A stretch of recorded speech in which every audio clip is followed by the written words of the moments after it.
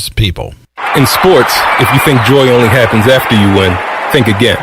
Look at the world's most successful athletes like Serena Williams, Brooks Koepka, and Alex Morgan. They don't spend all their days grinding away. They take time to enjoy themselves, like getting together with friends over a Michelob Ultra, because they know that happiness is the key to winning, and that joy is the whole game, not just the end game. Michelob Ultra.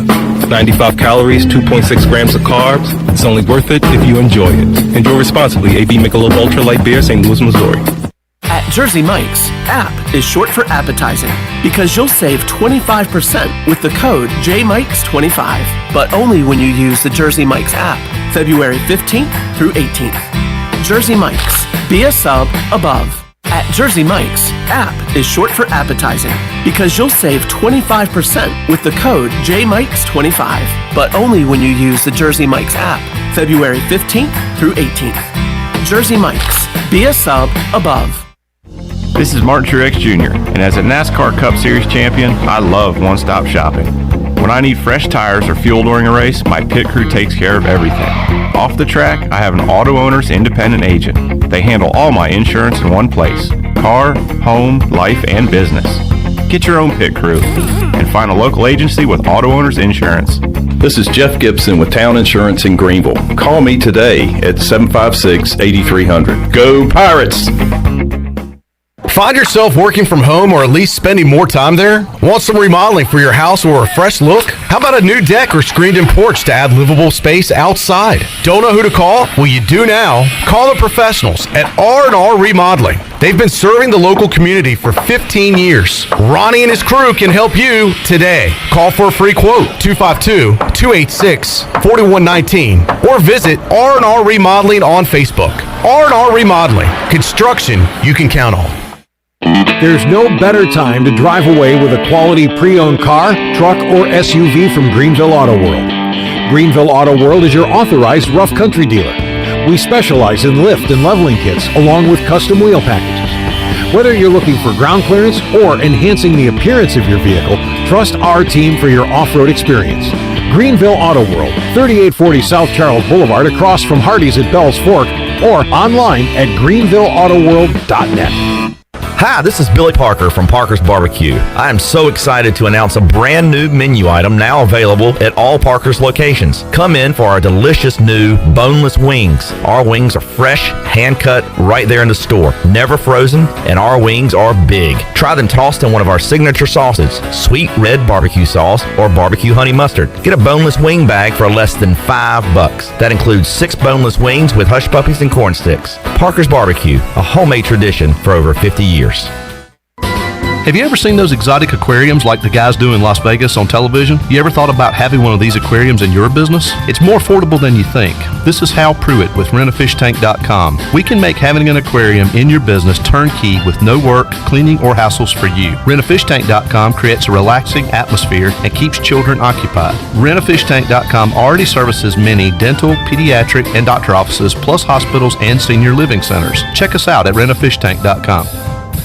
This is Pirate Radio, WGHB Farmville, 1250 and 92.7 FM Greenville, WDLX Washington, 930 and 104.1 FM Washington. The following is an exclusive presentation of Pirate Radio, the voice of the pirate nation. Welcome to Pirate Radio Live. You can paint this with purple! Now live from the Pirate Radio studios in the heart of the Pirate Nation, here is your host, Clip Brock. Hello everyone, welcome in to Pirate Radio Live here on a Monday. Clip Brock here with you inside the Pirate Radio studios, coming to you on Pirate Radio 92.7 FM in Greenville, 104.1 in Washington. We're on 1250, 930 online, PR927FM.com, and you can watch us on Facebook Live and YouTube Live. Make sure you're subscribed to Pirate Radio TV on YouTube so you can see our post-game videos, the Brian Bailey Show, every Monday from noon to 1, and this program every weekday from 3 to 6 right there on our YouTube page at Pirate Radio TV. And great Brian Bailey show it was earlier today because he talked about a lot of ECU wins. We will talk about that coming up on today's program as Brian Bailey will join me coming up around 3:30. We got Ronnie Woodward to recap the baseball weekend at 4 o'clock. The big man on campus, Jeff Nadu, at around 4:40 or so to talk about tonight's college basketball action. Maybe ECU can return to the hardwood this weekend. We'll talk about that. And at 5 o'clock, Troy D will be here inside the Pirate Radio studios. We got Shirley Rhodes, Chandler Honeycutt, the big dog making an appearance, Glenn Griffin as well, and Jonathan Ellerbe here to kick things off on a Monday. Hello, Ellerbe. Clip, it's not a Monday, it's a Victory Monday. A Victory Monday, a fun day. This Monday. I mean, I was thinking, I heard you mentioned East Carolina basketball too, which unfortunately they hadn't had an opportunity to have a victory anytime soon. But I've heard you before say, like during bowl season, when the Pirates have not been in the bowls recently, you've kind of fallen out of watching a lot of the bowl games. Have you felt the same with college basketball since the Pirates have been on hiatus? The answer is yes. It just kind of don't get motivated to watch. You get sad when you see other teams play. Yeah, well, I know how much you love ECU. Your passion for East Carolina basketball is real. Number one, it's not a stick that you do on the radio, but it is something that you probably truly miss. Not a stick, not a shtick. Yeah, not any of the above. It's real, and when it's gone, and especially this weekend because a lot of my weekend was spent out at Clark LeClaire Stadium and watching ECU baseball, so I was definitely away from the basketball action, and that's why Jeff Nadu will come on to kind of recap the weekend and talk about what's going on because I have been mentally checked out of college basketball. I'm glad you were able to get your PA work in. Yeah. I know you were kind of running around the studio. That's right. And that practice paid off, I think. It did. So you were able to get a good weekend on the mic at Clark LeClaire? Absolutely. And no mistakes? Well, I'm not going to say that. There were always mistakes to be made. But for the most part, in baseball, if you hit 300, that's really good. I would say I hit about 750, 800. Did the Rams have any tricky names? They had some northern names. Tino Salgado, that was a cool name. Their catcher, man, he was giving me some trouble because I have a pronunciation guide. And first, Ellerbe, I'll show you the name. And then I'll show you the pronunciation I was given and see what you can do with it. How about this guy right here, the catcher for Rhode Island? How would you say his name? Sonny Ulalano. So you're going Yule? Ulalano. So pronunciation wise, how do you go OOH? How would you say that? Is that ooh? Ooh. Okay. Because it's spelled Ullana. Correct. Juliana, but it was given to me as an Uliano. It ended with an O sound. So it was really strange to me, so I apologize. I said his name like 4 different ways over the weekend, so I might have got it right once. But other than that, pretty easy. Bet you like when Brock French pitched. That was pretty easy. That was an easy one. I enjoyed that one for sure.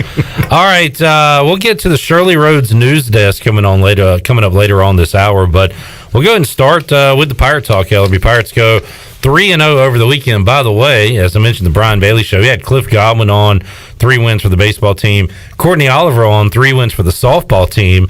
Had a women's basketball win, I believe, over the weekend as well. So it is indeed a Victory Monday, Ellerbe. But we'll start with Cliff Godwin's Pirates 3-0 to start the weekend, a 3-game sweep against Rhode Island, and got off pretty typical with a good pitching matchup on Monday. Went into extra innings, Pirates able to walk it off 3-2, and then kind of what you expect when you get into weaker pitching. The Pirates able to get the bats going a little bit. Rhode Island was really sloppy on Sunday. How about 8 errors for the Rams on Sunday, Ellerbe, in the 12-4 ECU victory? Not going to win many baseball games when you commit that many errors. 8 errors over the weekend would explain probably why they're 0-3. But certainly the Pirates had the nice walk-off in extra innings and then let the bats do the talking as the guys were one guy hit it really deep. Was Smallwood? That was Skylar Brooks, who hit one onto the road. Yes. With cars passing by. And he came in and pitched and then went yard. We saw a couple of two-way guys. Zach Agnos get on the mound and, of course, start every game at third base. And I don't know. I like the bats. Cliff Godwin mixed up the lineup a little bit from Friday to Saturday. And just a good overall weekend to really get things going. In fact, Cliff Godwin talked about on the Brian Bailey Show earlier today how much he enjoyed returning to the field and actually being able to play some baseball games against some other teams. It's weird, to be honest with you, kind of surreal. Just not believing it was really going to happen until he heard the umpire say play ball. A lot of emotions. So happy for our players. So happy for the fans. I know they couldn't be here, but it seems to be a lot of excitement in Pirate Nation just that our guys are back on the field, and just happy that we're back to a little bit of normalcy in our life of playing baseball.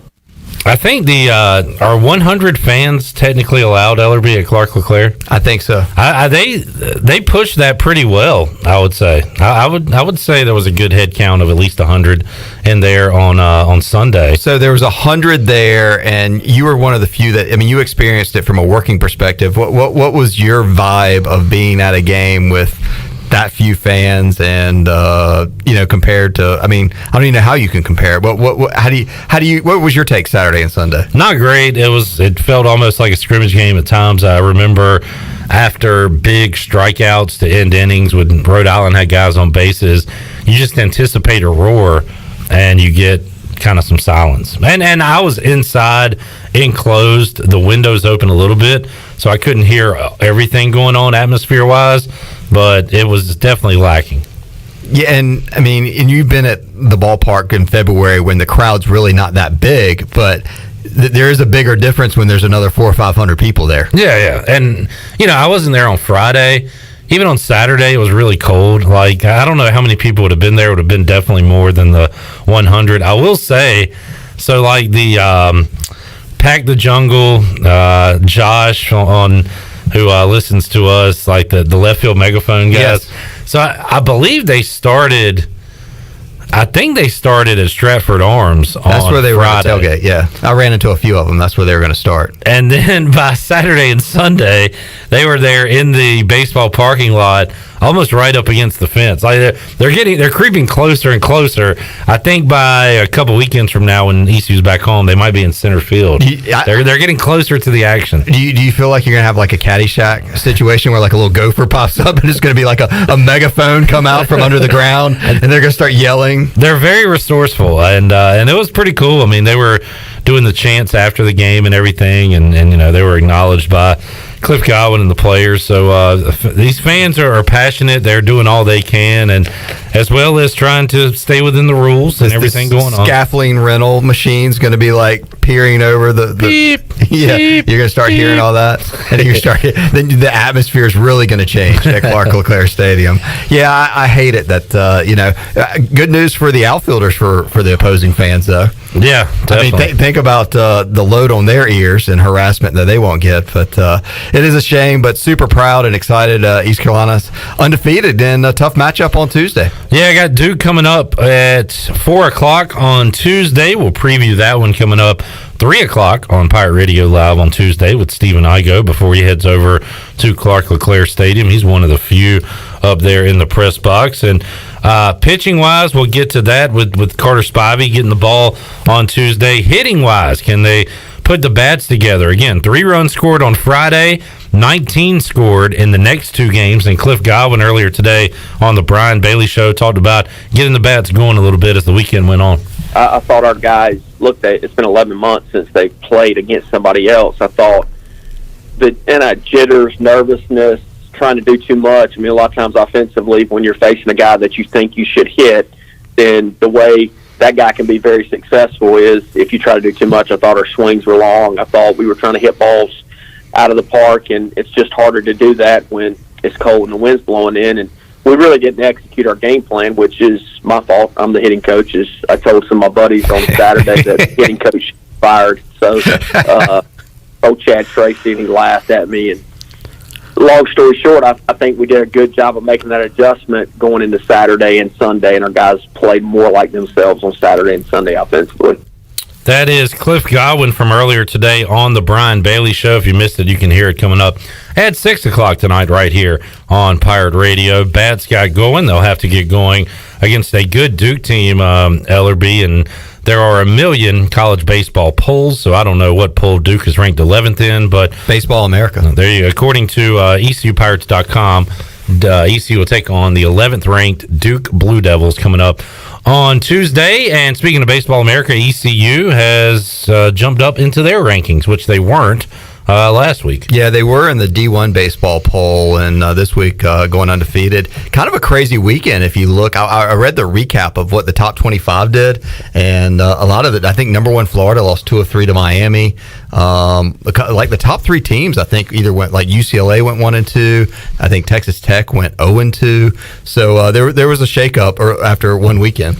Yeah, and I mean that's you never know what your pitcher's going to have on each day, and that's why baseball is different than any other sport. It's a lot of the same guys out there, but that one difference. I mean, it's not like in football, Holt Naylor starts the first game, and then they bring in the backup to play the second game. You know, I mean, you've got different areas of expertise with these pitchers. I think that's why ECU is going to have a very solid 2021 because we saw Tyler Smith have a typical Tyler Smith performance. Jake Kuchmaner, he was solid. And, boy, Carson Wisenhunt, very impressive on Sunday. You see why Cliff Godwin was raving about him in the offseason. Another guy they've been raving about is Carter Spivey, and he will start against Duke coming up on Tuesday. Yeah, and the more action you can get these arms early, where you know where you don't really that'll only help as the season goes on, and they can go longer when you get Kuchmaner to maybe throw another perfect game or go 9 innings, one game further down the season. They could have stuck with him longer probably on Saturday, but it's game 1. Yeah, so I mean, you want and look, it gives more experience for everybody else. It gives them some real game experience. So so far so good for ECU baseball.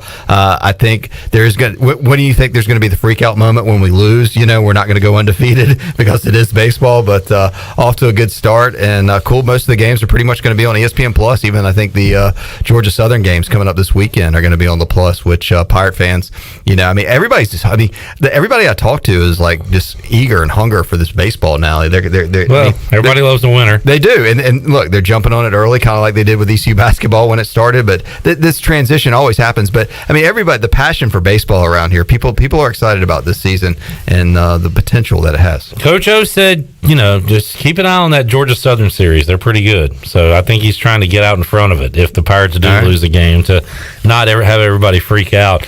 But a great start to the season with the sweep over the Rhode Island Rams. That's our Pirate Radio ECU baseball recap. Now's the perfect time for a review of your home, auto, and life insurance with a trusted and experienced agent. And you can trust this guy, ECU grad Brandon Manning, former baseballer with Farm Bureau Insurance. Give him a call, 531-1812. Brandon's clients always have a cell phone number. He is available before or after business hours. Call Brandon today, 531-1812, to schedule a review and get a free quote. Brandon, great guy, knows his baseball. We've had him on the show to talk baseball, and we'll do that at some point during this baseball season as well. Yeah, we need to get Brandon in here on a Monday to do a recap with us and talk some baseball. He likes talking insurance and likes talking baseball too. So give him a call on his cell phone. He'll be happy to sit down with you. I like during football and basketball season, I will have a one sentence on like somebody that signed with a Major League Baseball team or an ECU baseball note, and he'll send me a message and say, enjoyed the baseball talk. Like even just a little bit. And we're going to get a lot of that on Mondays and throughout the week with our Pirate Radio baseball report. And, of course, Ronnie Woodward coming up later on in today's show. Monday is going to be a big ECU baseball day throughout the season here on Pirate Radio Live. Ellerbe, so ECU baseball a winner. ECU softball took 3 out of 4.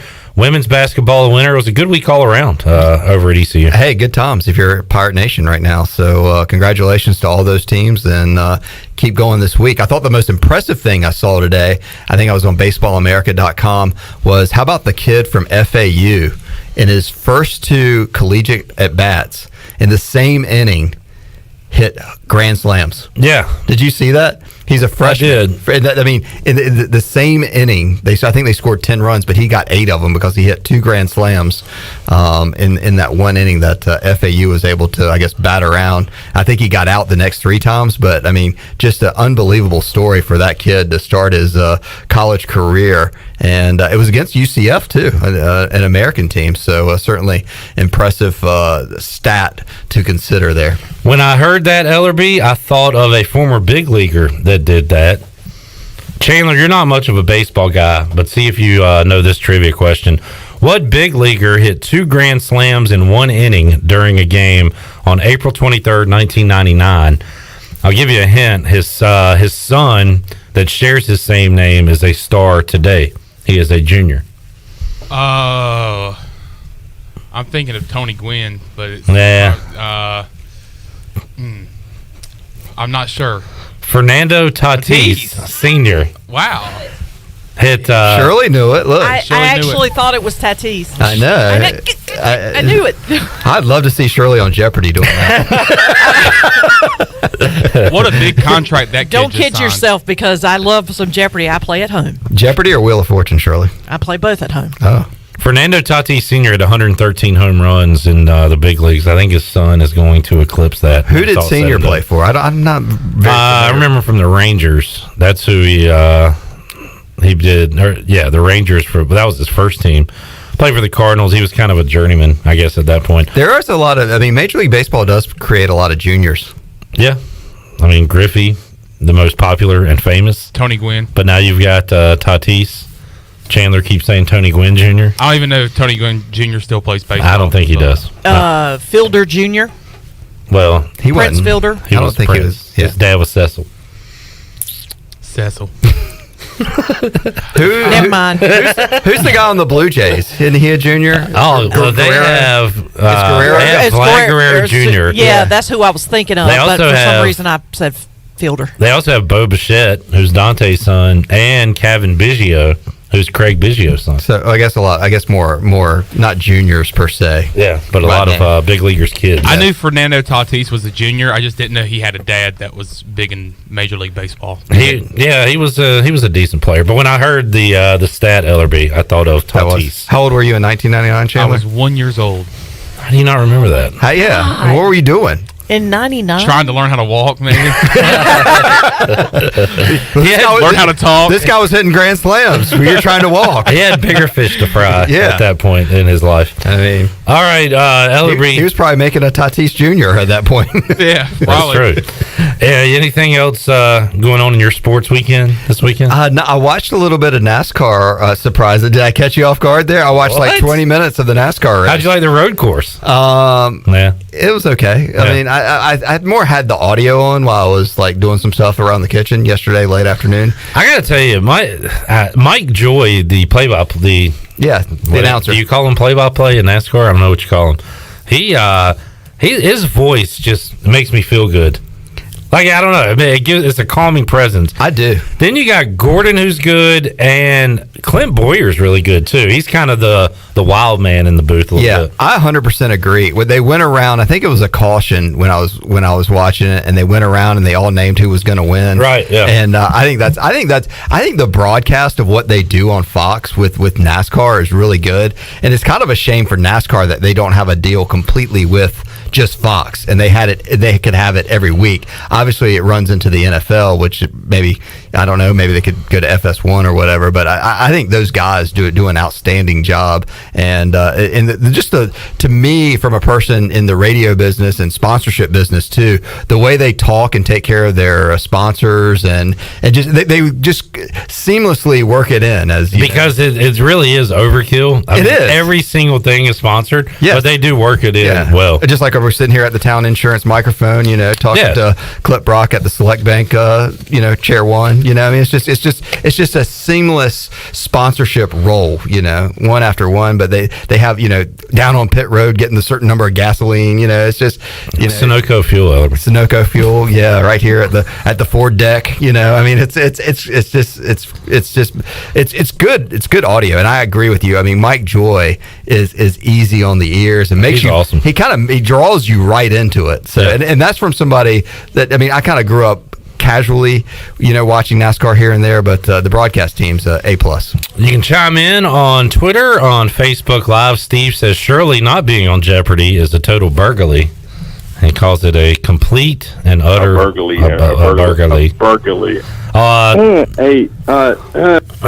Anthony Dunn says you have to learn how to walk before you can run to first. That is a great life lesson. You got to learn how to walk before you can run to first. After hitting a grand slam. What happens if you just get walked? You got to learn how to walk. It could be a total goat rodeo. You got to learn how to walk before you can walk, before you can get walked. What else went on with your sports weekend, Clip Brock? I got some NASCAR in after the game on Saturday.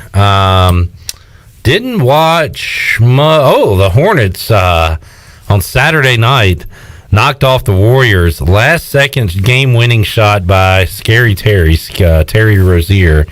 And I did check that one out, Ellerbe, as they've been playing pretty well. So where's your rankings of your sports, of what you're prioritizing right now of watching? Right now? NBA, is that up there? I mean, the Hornets are up there. Honestly, I mean, the Canes are... You watching Canes hockey? I'll watch them if they're on. I think they play, the Hornets and Canes play tonight, It's great to have the Hornets back. I like it. Like you were talking about the baseball people, I like winners, Ellerbe, and the Canes are the best team in the NHL. So, yeah, I'm paying attention to them. Wow, really? I don't pay attention to NHL. But, yeah. You hadn't heard the storm warning? Let me make sure that's a factual statement. Is that what that was? A storm warning? The Carolina Hurricanes right now are, as everybody knows, but I'm going to say it anyway. Number one. I'm trying to in stall. Clip Brock's fan club is what it is. Speaking of sports, right, real quick, while Clip is .comming there, D.H. Conley returns to Pirate Radio this Friday. Oh, they'll be on my list. Yeah, well, I know you're as a Viking alum, you'll be by the radio listening to the call at 6:00 this Friday. Hurricanes have the second most points in the NHL behind the Maple Leafs, so technically the second best team in the NHL. We'll be tuned in to Conley football on Friday. We will talk to the head coach of the Vikings, Nate Connor, coming up on Wednesday's Pirate Radio Live. But the Hurricanes have the most points of any team in the United States.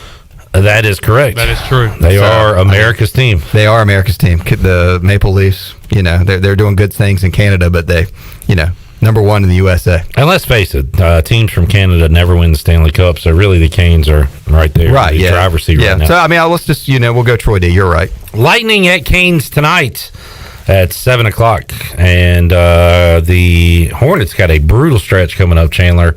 They are on their West Coast swing. They got the Jazz tonight. And it's not to a good start tonight with the Utah Jazz. And here's a shocker for you, Ellerbe, since you don't follow the NBA. The Jazz are legitimately the best team in the NBA. 24-6 this year. Isn't that Quinn Snyder? Malone and Stockton are back. Quinn Snyder's coach. Quinn Snyder, the former Dookie, is the head coach of the Jazz. That is the Utah Jazz. Good call. You said the Canes play the Lightning. They are the reigning Stanley Cup champions, right? That they are, Chandler. Wow. I didn't know that. Look at everybody getting in their sports knowledge. Quinn Snyder, former champion, Lightning. Everybody's chiming in. I like it. We got a good vibe going today. Shirley's just over there talking about Tatis. Wishing we would be talking about the Boston Red Sox and the Miami Dolphins. Ooh. Or soccer. Or what's going on in soccer? Soccer? I was watching. You were asking about a sports weekend. I watched the women's national team play Brazil last night or yesterday afternoon. The United States won 2-0. 2-0. So 2-0. Excuse me, 2-0. They play Argentina. Johnny I think Soccer either Wednesday or Thursday. I got to remember which one. All right, there you go. Yeah, so that's and they played Canada. Let's see, Friday night. I'm ready for another World Cup Thursday here. night. Really? Well, this is. I love the World Cup. World Cup years are awesome. How far out are we from having a World Cup and Olympics again? Olympics is going to be this year. It was supposed to be last year, but it because the way Have they put the kibosh on the Olympics? Is this Not winter, yet. the winter or summer? Because the winter ones. The summer Olympics was supposed to be last In year Tokyo? because what it is you have 2019 was the World Cup year, and it's every 4 years. The Olympics, the Women's World Cup. You said it so the United vulgar States. the United States won, and they had a chance to go to Tokyo to play in the Summer Olympics. And if they won gold, then it would be the first team in history to win a World Cup championship and a Olympic gold in back-to-back years. It's never been done. But because Tokyo got postponed to this summer, and as of right now, then they have the opportunity to go gold. But I don't know if that record's going to hold because there's a year in between. So, I don't know. But are the Olympics just outdated? No, I like the Olympics. Yeah. I'll watch it if it's on. I mean, like winning the soccer World Cup is the top of the mountain in that sport. It depends on the sport, I think. I think they need to scale the Olympics back just certain like the sports like swimming and ones that don't have like these other. Why, Ellerbe? Why? Because they have too many other professional athletes. I mean, I don't get the basketball professional athletes playing. Like the best players in the world play in the NBA. Yeah, but it was a little before my time and kind of yours too, but they used to go college athletes, amateur athletes. Yeah, amateur athletes, yeah. And then we were like, hey, let's do this. Let's put the dream team out there and win by 80 every game. Well, we were the only ones really, I think, abiding by the amateur deal back then. That's why a lot of the other ones were using professional paid. I mean, they were professional. These Russian guys that were like 34 years old, beating our kids up. Yeah, they were bringing them up to be Olympians. So there's a men's World Cup in Qatar in 2022. In 2026, it's going to be in North America, Canada, Mexico, and the United States. I'm jacked up, Ellerbe. Wow. Talk to you in 5 years. In 5 years. 5 years. Will we be going to the World Cup? Not on the men's side. Wait, why? Because they never have. I know, we stink. Pirate Radio live They're from the terrible. World Cup. I want to be there. I want to go to a game. Maybe there'll be one in Charlotte or D.C. or something. That'd be fun to go to. All right, Ellerbe, thanks for joining us. Yeah, we need to get more than 100 people at ECU baseball game first. Okay. Then we'll talk about going to the World Cup. I can't control that. You can't? No, I can't. Why can't you sneak people in? Leave the gate unlocked when you go in. Because to go, honestly, you have to go in little gate 1 and fill out a form. Have you been around people with a fever? So you had to actually fill it out, just wasn't questions? No, you check some boxes. Put your name, the date, check some boxes. I'm like, I had COVID on Christmas. I'm good. So there you go. It'd be tough to sneak people in, is what I'm trying to say. Redbeard says Mike Joy has always been great TV. He started out calling races on radio and was a PA announcer for his local track in the Northeast. There's hope for you. There you go. I could be the next Mike Joy. He's got a good head of hair, too. You're already doing PA for baseball. I think this clip carry thing could really take its own. Wow, there's a spin in turn 8. Chipper Jones just wrecked Sid Bream. Is he the one that says boogity, boogity, boogie? Let's go? No, that's Daryl. Yeah, Daryl Waltrip. Sure. Did I see that he called his last NASCAR race? Daryl Waltrip? He doesn't do it anymore, yeah. Wow. That was last year. I think Clip Carey should do a simulated Braves NASCAR race. Like have Jeff Blauser driving. Have all 40 Braves. Yeah, driving the Mama's Family number 4 car. The Braves driving TBS shows cars, and you should. I think that is a skit I want to hear on Pirate Radio. Otis Nixon in the Fred Sanford 400. Oh no, he just spun out Javi Lopez in the pits. Let's go down. He went around Javi Lopez and said, "You big dummy." Sid Bream coming around 3rd. Bobby Cox, crew chief today. Yep. If I will do that, Ellerbe. If I get bored and you got to put Dale Murphy in the number 3 car. Dale Murphy in the 3. Everybody hold up the 3. Yeah, I mean that was his number. So. All right, there you go. There's some fun homework for us to have at Pirate Radio. On a down day. Yes. Expect that one coming your way. Yeah, just kind of write it all out. All the Rafael Ramirez. You got to go classic. Even Terry Harper. Jeff had him on the podcast. Might as well throw him in just for fun. That was a good interview, by the way, by the voice on the Pirate Radio podcast. Pete Van Wieren will have the ceremonial start your engines today. Rest in peace. Yes. All right, we'll take a time out, come back, talk to Double B. Brian Bailey. He'll join us on the Fixed NC Live line when we return on a Monday edition of Pirate Radio Live. Back with you after this.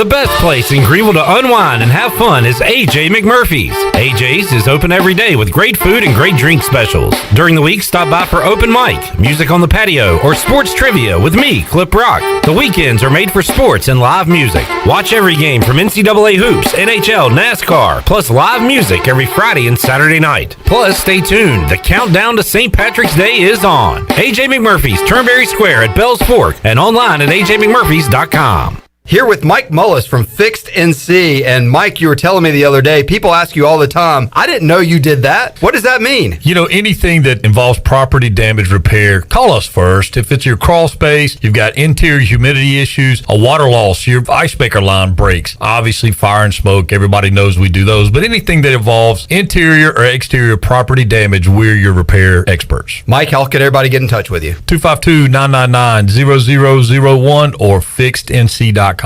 I can't think of anyone who doesn't love a clean car, but how often do you actually go to the car wash? Does it take too long, or maybe it's just not a very nice place? Tommy's Express changes everything. Our wash is bright, inviting, clean, and fast. I love the flat conveyor belt. So easy to pull onto, much smoother ride, and safer for my car. And when you join Tommy Club, you can wash as often as you like for one low monthly price. I save money and time. We're Tommy's Express. Tommy's Express Wash, now open on the corner of Greenville Boulevard and Red Banks Road in Greenville. Humana is proud to serve veterans. If you've recently turned 65 or become Medicare eligible, Humana would be proud to help you with your Medicare decisions or any questions that may arise. Let an agent assist you now to determine which Humana Medicare plan may best serve you. Humana can teach you about health plans, which will provide you with the access to products and programs to help support a healthy life. Humana is proud to be the National Medicare Advantage Plan provider to the veterans of foreign wars. This is Denise Walker. Call me today at 434-531-5674 to get a no-cost, no-obligation Medicare benefits review. We're midway through bath time, and 2 medium, 2-topping Domino's pizzas for $5.99 each have begun their drive to the Smith's front door. That's a GPS-enabled custom delivery alert, folks. The newest improvement to the Domino's tracker, saying Domino's will be there in 2 minutes. They're calling it audible. Bath time's now rinse time. They've got 1 kid dry, 2 kids dry. The pizzas are here. They made it to the door. The kids are clean enough. The new Domino's tracker with GPS worked again. 2-item minimum. Pan pizza will be extra. Ask for this limited time offer. Prices, participation, delivery area, and charges may vary. Are you trying to reduce clutter? Want to save a tree? Greenville Utilities can help. E-bill is a simple solution. Imagine getting an email letting you know your bill is ready. And with a few clicks on your computer or smartphone, you can review and pay your bill. It's just that easy. Signing up is simple. All you need to do is to log on to your account at guc.com and update your contact information and e-bill setting. You can even continue to receive a paper bill if you'd like. E-bill from Greenville Utilities. Just one of the ways GUC is here for you. In studio with Dr. Shondell Jones from Kinetic Physical Therapy. Dr. Jones, you guys are expanding and growing. Yeah, we sure are. One of the things that a lot of people don't know is that we actually have a pediatric practice as well. It's called Kinetic Pediatric Therapy. We've got speech, physical, and occupational therapy there just for kids. If you're concerned about your child's development or just want to make sure they're on track, you can bring them in for a screen. If they need evaluation, we're able to do that and help them continue to develop. For more information, you can visit us at kptkids.com or give us a call, 689-6043. Hey, Eastern North Carolina, this is Miles Minges. And this is Landon Minges with Minges Bottling Group. We are proud to announce that Pepsi is once again the official soft drink of the ECU Pirates. That's right, Miles. Our family's purple and gold roots run deep. From founding members of the Pirate Club, alumni, and even a team physician, our support over the last 60 years has never wavered. We are Pirates. We're excited to be back at ECU and are honored to serve our great customers throughout Eastern North Carolina. Not only is this the birthplace of Pepsi-Cola, this is our home. Cheers, Pirate Nation. I like the sound of that. Support local, drink local, stay safe, and drink Pepsi. Pirate Radio. And you write that down, because when you're at East Carolina, you go for it every time. Or you don't coach at East Carolina, you don't come to East Carolina, you don't play at East Carolina with a weak heart. Write it! The voice of the Pirate Nation.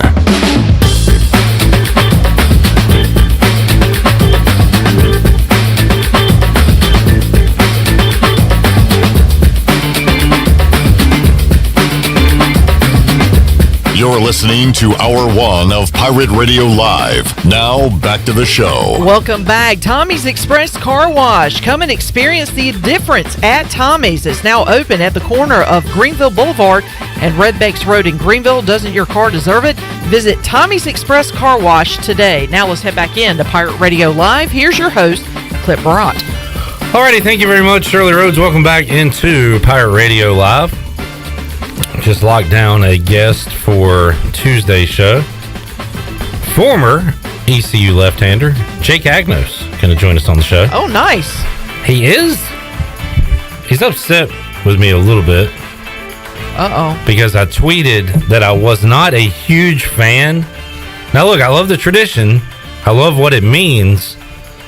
It means ECU's going for a sweep. I'm just not a big fan of the digital camo hats. I'm a big hat guy.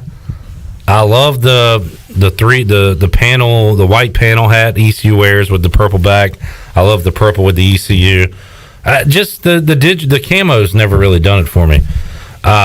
He's a little upset that I don't like those, but has still agreed to come on the show on Tuesday. Chandler, how do you feel about the camos? I don't mind them. I understand your dislike for them, but I'm really ready for the LeClaire Sunday uniforms to come back. I really love the classic cursive pirates on the front. Oh yeah, I like the honor that they have for Coach Keith LeClaire. Everybody's wearing 23, and I think it says LeClaire on the back, or maybe it just says ECU. But I'm ready for those to come back. I think Coach Cliff Godwin said it on the show last week on Pirate Radio Live that I don't think they've got them in yet. So maybe they'll have them in the next home series. Shirley, are you pro or con digital camo? I have a camo hat. It's okay. I mean, it's not something that I would, wear every day or anything like that, just once in a while. And actually, I thought about wearing it today. For whatever reason, I just forgot to put it on. But I do like, again, that there's a tradition that if they're going for the sweep, yeah, I like the tradition part of it, but if you're talking about a hat that I'm going to, put in my regular rotation during the week, no. All right, let's find out what Brian Bailey has to say. Bailey, are you a digital camo fan? I like it. All right. Bailey's a fan. I like it. He's on board. I bought one recently at the student store. I guess they're trying to get rid of them. It's like a fitted hat, camo for $5 for the pirate logo and everything. So okay, if they're $5, I like it. For $5, you gotta like it.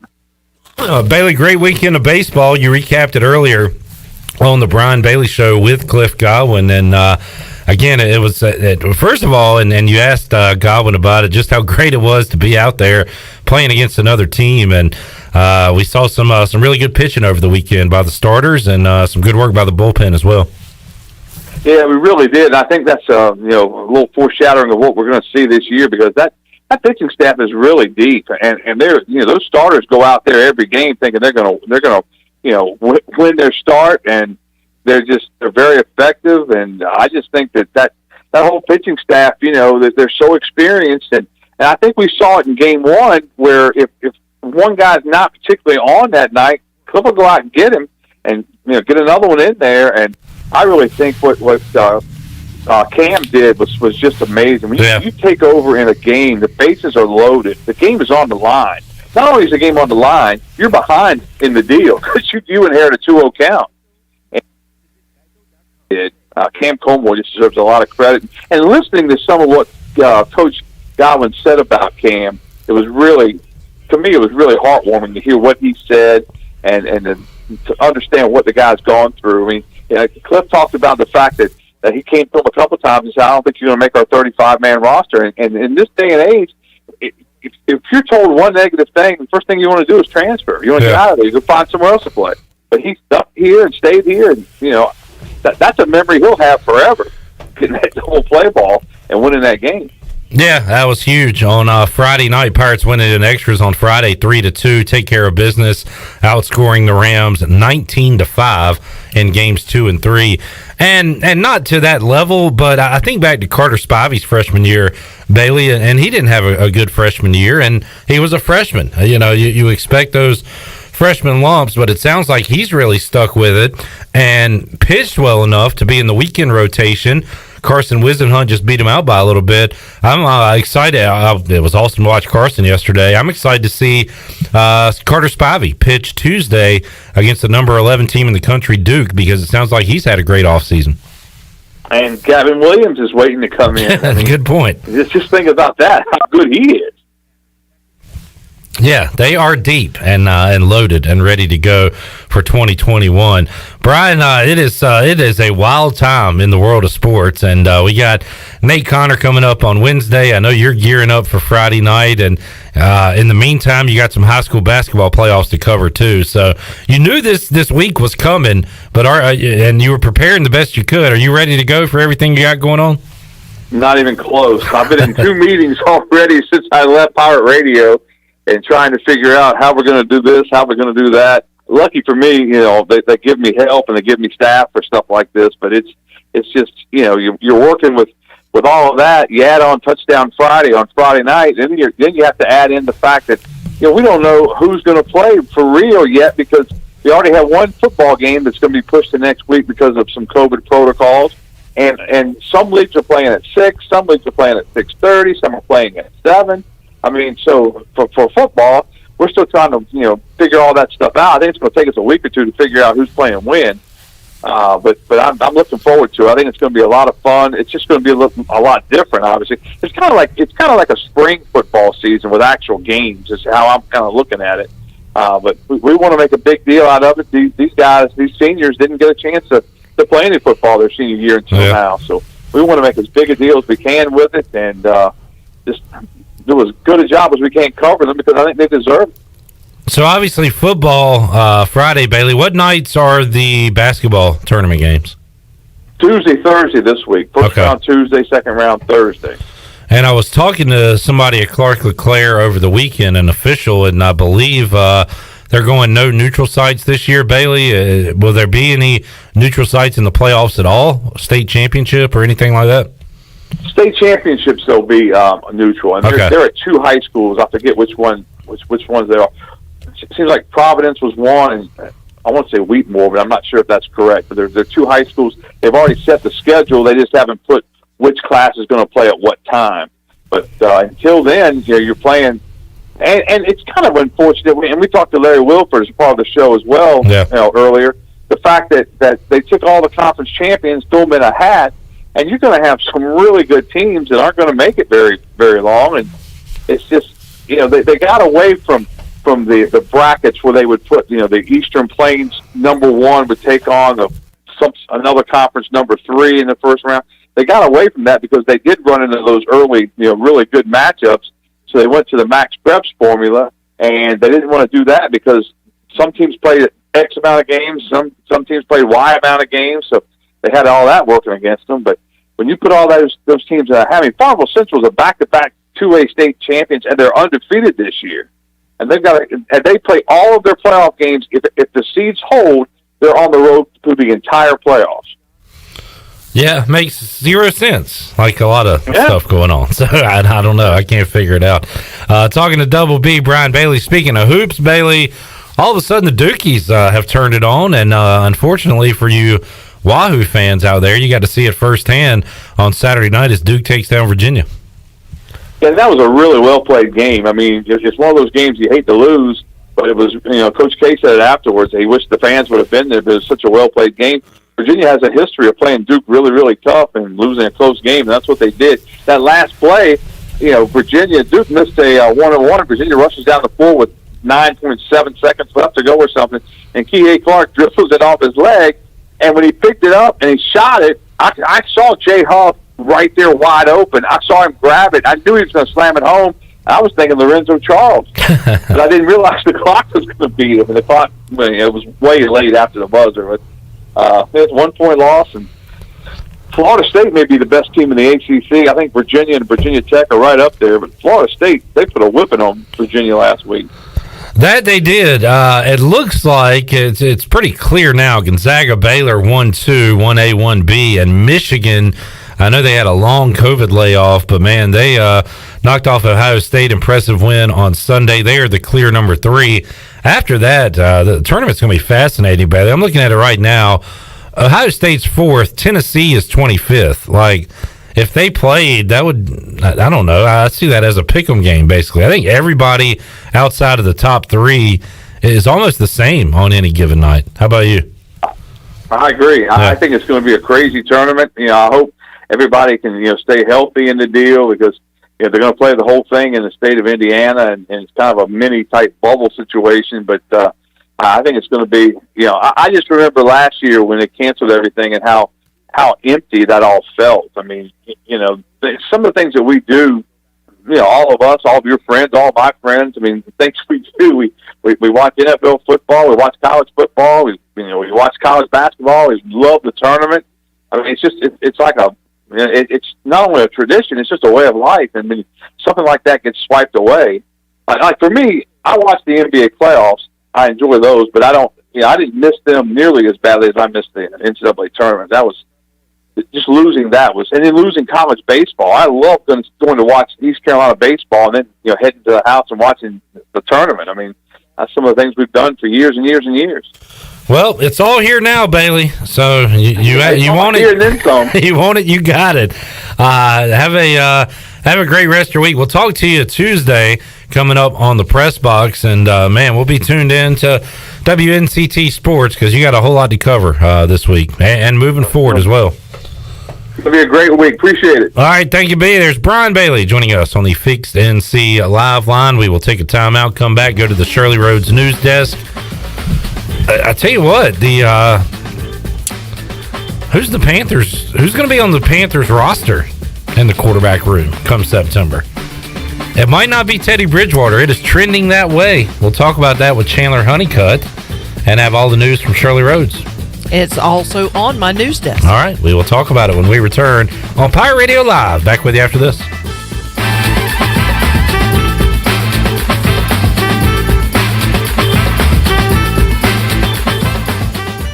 They say nothing in life is free.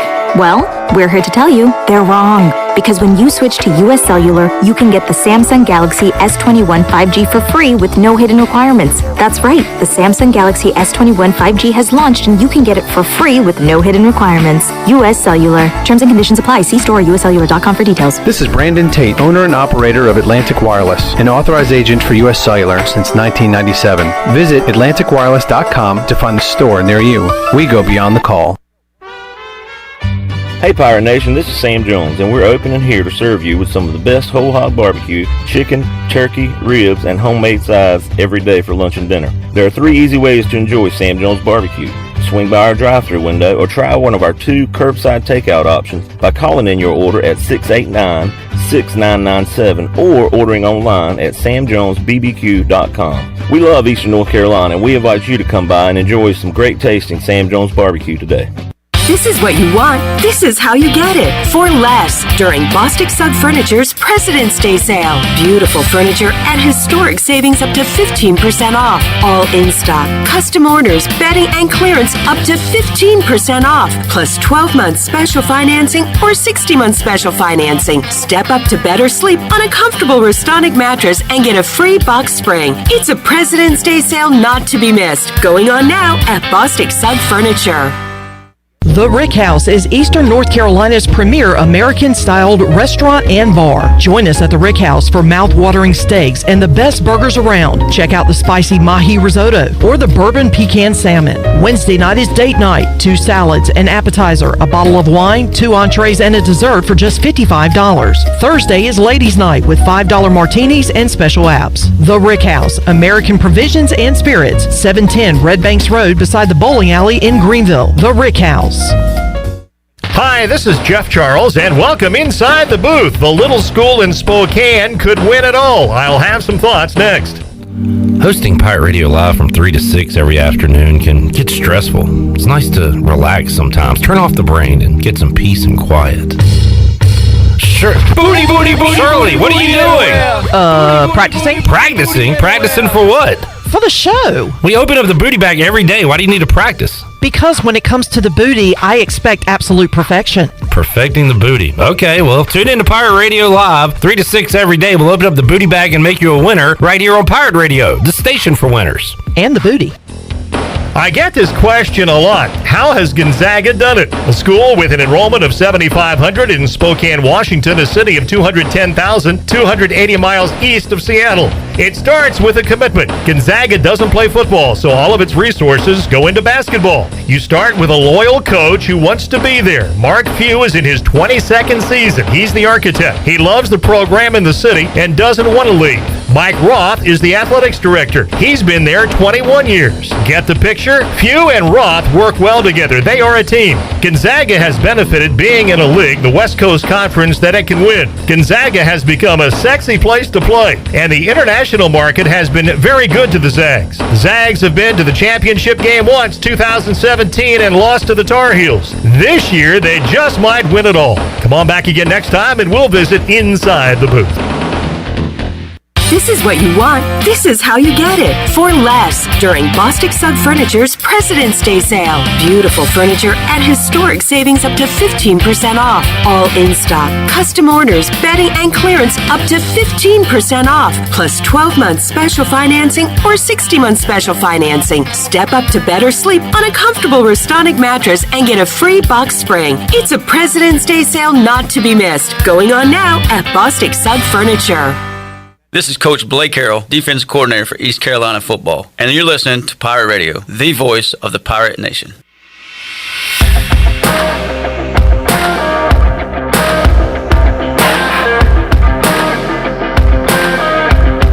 You're listening to Hour 1 of Pirate Radio Live. Now, back to the show. Welcome back for the latest breaking news, interesting stories, and awesome contests that can make you a winner. Be sure to follow Pirate Radio on our social media on Facebook, Twitter, and Instagram at PR927FM. Join the close to 50,000 followers today at PR927FM. Now let's head back in to Pirate Radio Live. Here is your host, Clip Rock. All right, wrapping up Hour 1, got Ronnie Woodward and Jeff Nadu joining us in Hour 2 of today's show. Looking forward to talking to Jake Agnos on Tuesday's edition of Pirate Radio Live. Wednesday, we'll talk to Nate Connor, the football coach out at D.H. Conley, as they begin their 2021 spring season. Coming up on Friday, we'll have Conley football for you. Hopefully, fingers crossed, the next 7 weeks and on into the playoffs. All right, let's head over to the Shirley Rhodes news desk and find out what's going on this Monday. What's up, Shirley? What's up, Clip? Well, we talked about this. We talked about how we had some great performances by ECU's pitching. Carson Wisenhunt was named one of the Collegiate Baseball National Player of the Week. Players of the week. There were several of them that were named, and Carson was one of them. Of course, he had 10 strikeouts in his appearance. 10 Ks. 10 Ks, and so congratulations to him, and congratulations to Carson, because he and Connor Norby were both named to the AAC Weekly Honor Roll as well. All right. And LaShonda Monk, who is the ECU basketball player, point guard, she also got a Weekly Honor Roll. This was her third one, I believe, this season. So those are the accolades that we have so far for ECU. One college basketball note, COVID issues have forced Rick Pitino and the Iona men's basketball team to shut down their program for the rest of the regular season. They don't have enough student athletes to participate in any more games. They're going to try to quarantine. And according to Rick Pitino, in a statement released by Iona, is that the players seem to be in relatively good health. They're just taking care of some protocol stuff, but they won't have enough players to participate in any games, so they're going to wait until, I guess, the conference tournament to try to return. So that'll be interesting how they work that out in the MEAC. So I will keep an eye on that. Here's an interesting story I came across. I don't know if you saw this or not, Clip. You know who Jeff Bezos is? Yeah, he's the rich guy.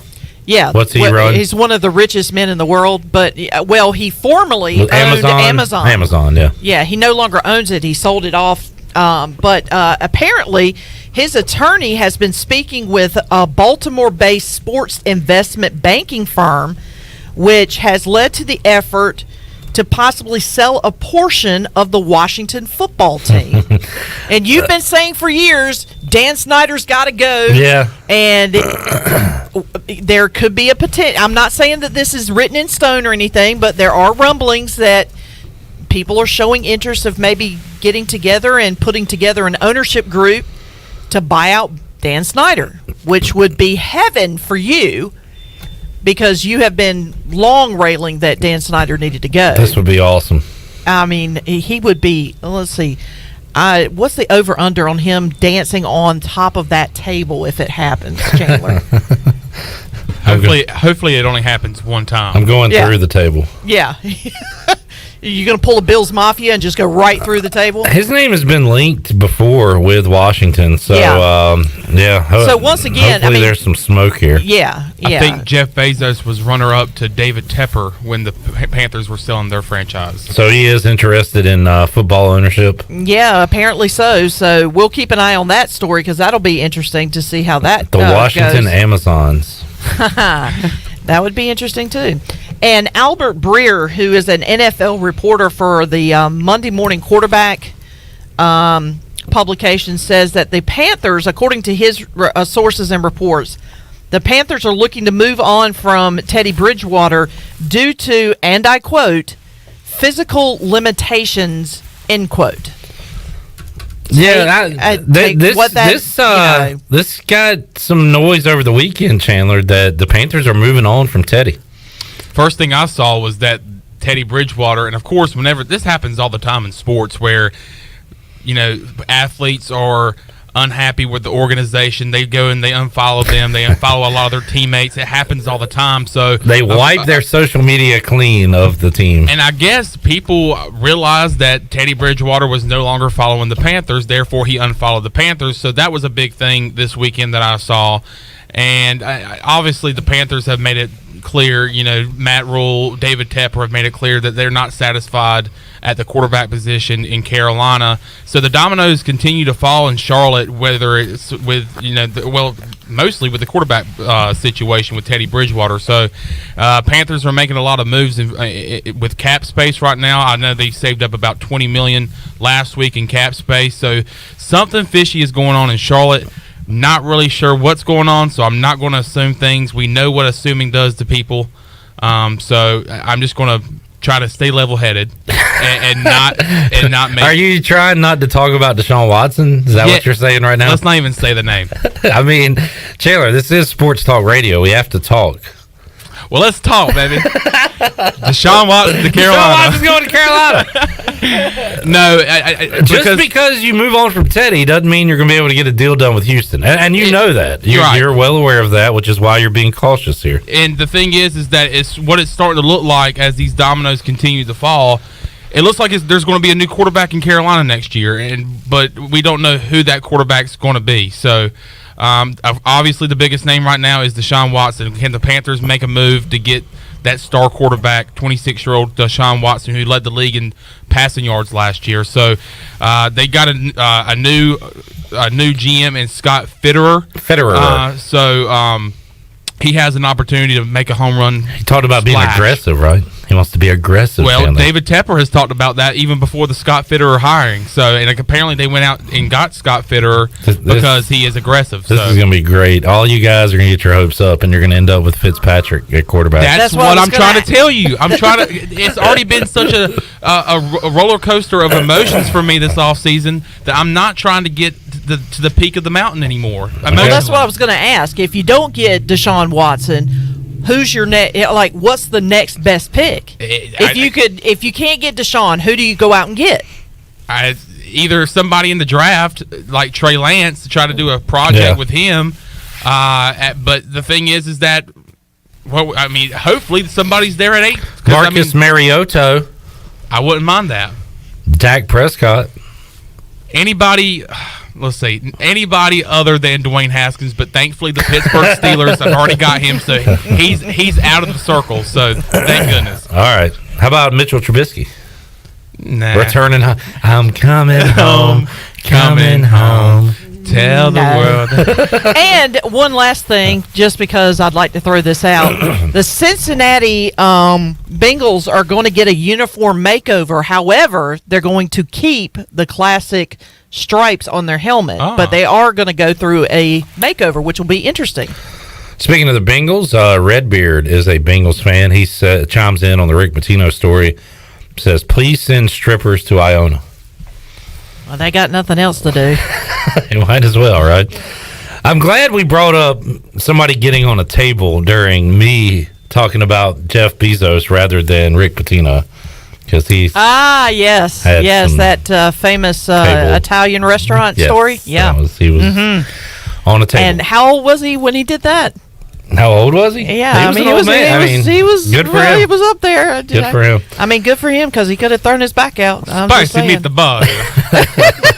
All right, let's take a timeout. We'll come back. Ronnie Woodward from the Daily Reflector joins us to recap ECU and Rhode Island. Get you ready for the Pirates and Blue Devils as well when we return on Pirate Radio Live here on a Monday. Back with you after this.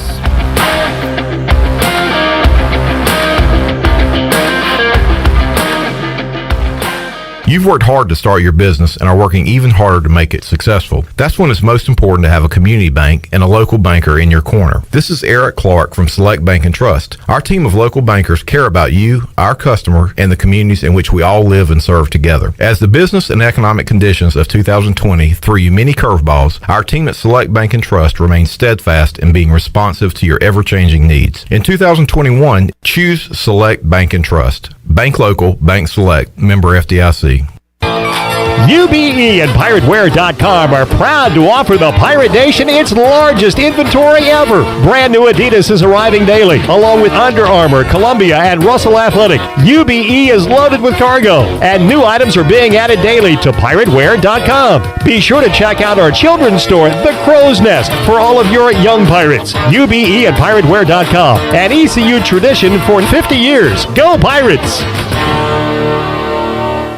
Ahoy, mateys! To keep those cars clean, you need the Pirates Cove Fast Pass. The new Pirates Cove Car Wash and Haviland Express Lube on Glen Burnie Road in New Bern is now open. Pirates Cove in New Bern is offering Fast Passes for $9.99 for new Fast Pass customers. You can visit us in Greenville on Fire Tower Road, Memorial Drive, and on East 10th Street. And have you heard? Pirates Cove on Fire Tower Road is now offering interior cleaning.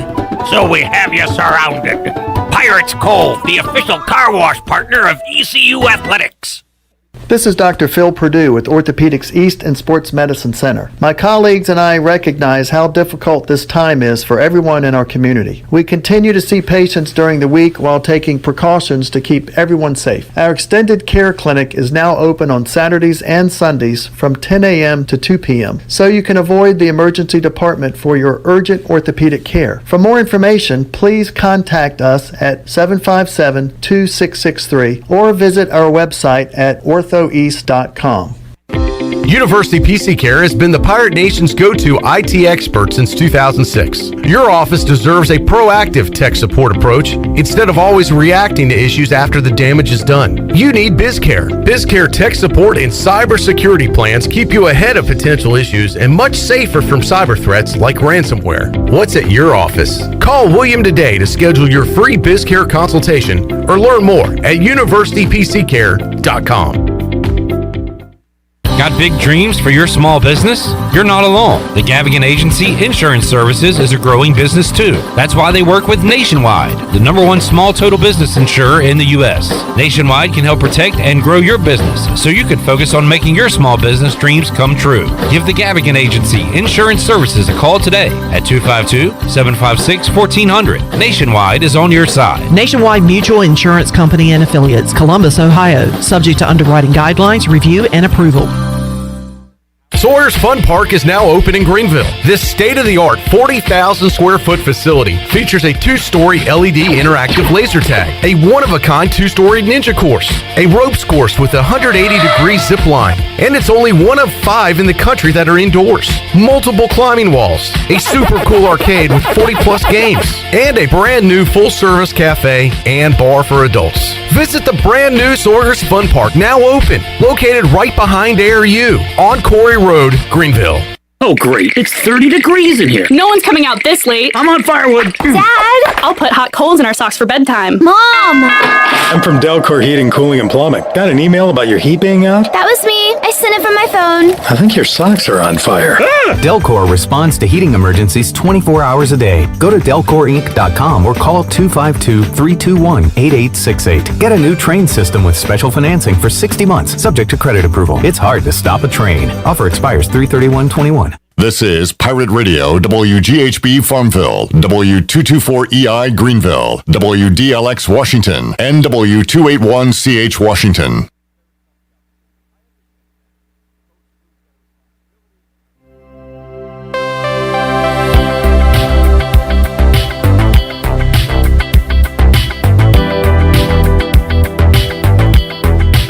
This hour of PRL is brought to you by Tommy's Express Car Wash. Come experience the difference at Tommy's. Now open at the corner of Greenville Boulevard and Red Banks Road. Doesn't your car deserve it? Visit Tommy's Express Car Wash today. Now back to the show. Welcome back. Greenville Utilities Neighbor to Neighbor program provides help for those who need temporary assistance with their utility costs, and you can make a difference. The tax-deductible donation can be added to your GUC bill each month, or you can make a one-time donation, and GUC will match all donations up to $20,000 each year. Consider helping a neighbor with GUC's Neighbor to Neighbor program. Now let's head back in to Pirate Radio Live. Here's your host, Clip Rock. All right, here with Ronnie Woodward from the Daily Reflector. He commented he's wearing his IGO outfit today. Sweats and a giveaway T-shirt. So he's going homeless dressing bald kid. Yeah. It's Ronnie Woodward. I like it. Speaking of IGO, looking forward to talking to him on Tuesday, and we'll talk about the Mariners CEO resigning after saying some stupid stuff over the weekend that caught up with him. So that's coming up. Oh, so that means, are we going to get an IGO soapbox? Probably so, yeah. Okay. He will definitely be talking about how crappy the Mariners organization is. So that's coming up on Tuesday. He'll join us at 3 o'clock because IGO, Ronnie, and media members will be at Clark LeClaire Stadium to watch ECU take on Duke. Ronnie, before we get there, we'll recap the baseball weekend. First of all, Brian Bailey asked Cliff Godwin. I'll ask you, how nice was it to cover a live ECU baseball game on Friday, Saturday, Sunday? Yeah, it's funny. I tweeted that out late Friday night.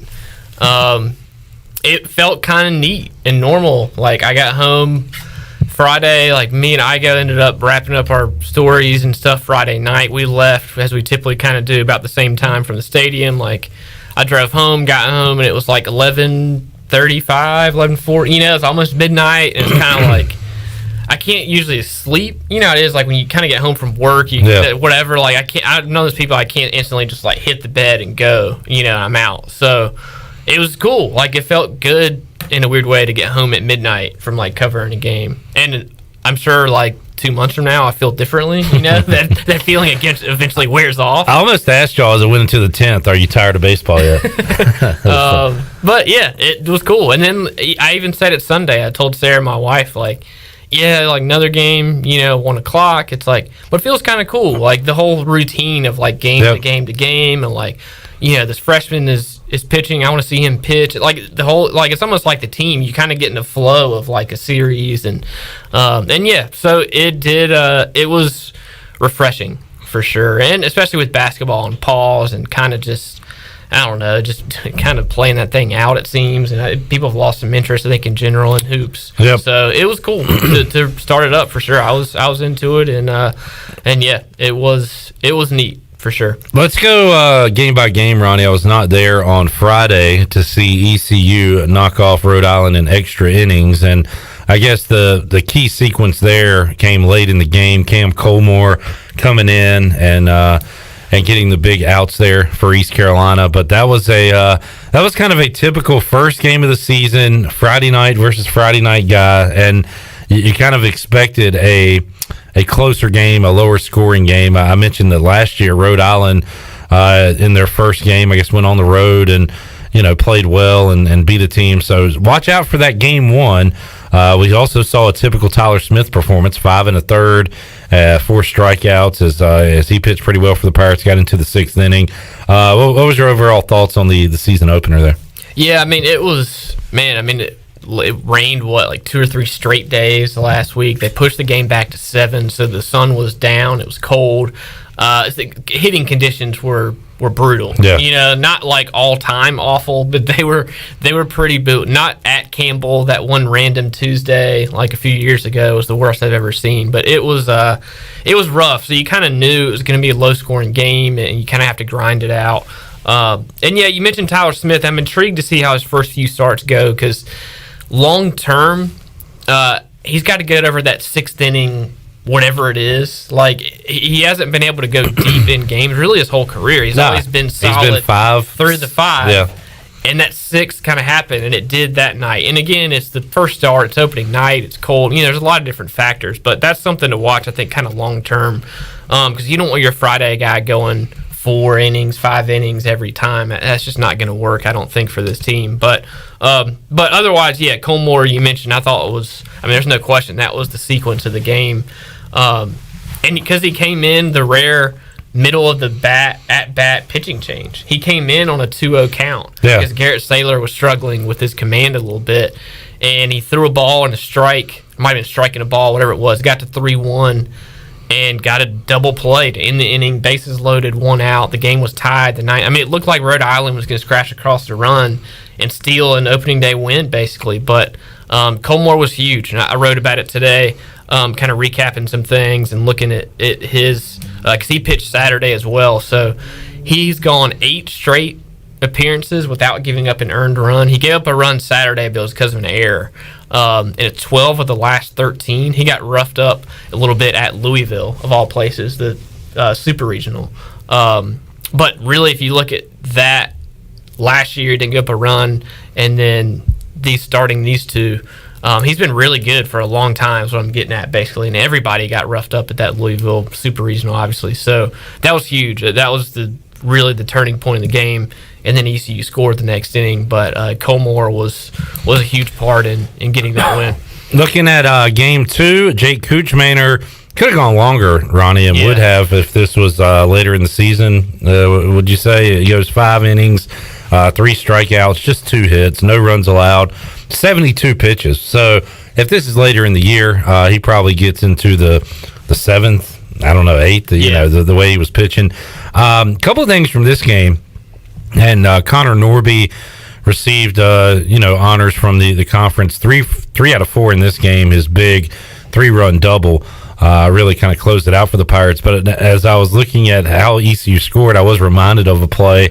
ECU ran kind of the Little League play, where you got a guy on third and a man on first and third, and you basically trot down to second. Usually there's no throw, and they'll just have the second and third, and they'll let the guy go to second. Rhode Island made a play on the runner going to second, which allowed, I guess it was Riley Johnson, who scored from third on the play. Yep. And Worrell's up there. He wants his RBI opportunity. But if you're ECU, are you happy to trade the run for the out for the third out of the inning? I guess you are, right? Yeah, that was a key sequence, too. That made it because it's 3-1 at that point. Yeah, it's 4-1. That was a key kind of insurance run. That was one of those classic scoring decisions, too, where he doesn't get a stolen base because a lead runner, we had to look up the rule book, like one of those press box inside the press box. You guys talked about it for a good 20 minutes afterwards. If there's an out on the play on a steal attempt, which happened, the lead runner can't get credit for a stolen base. So Cliff Godwin actually in postgame, of course, said, oh, Riley Johnson stole home. That's a big moment.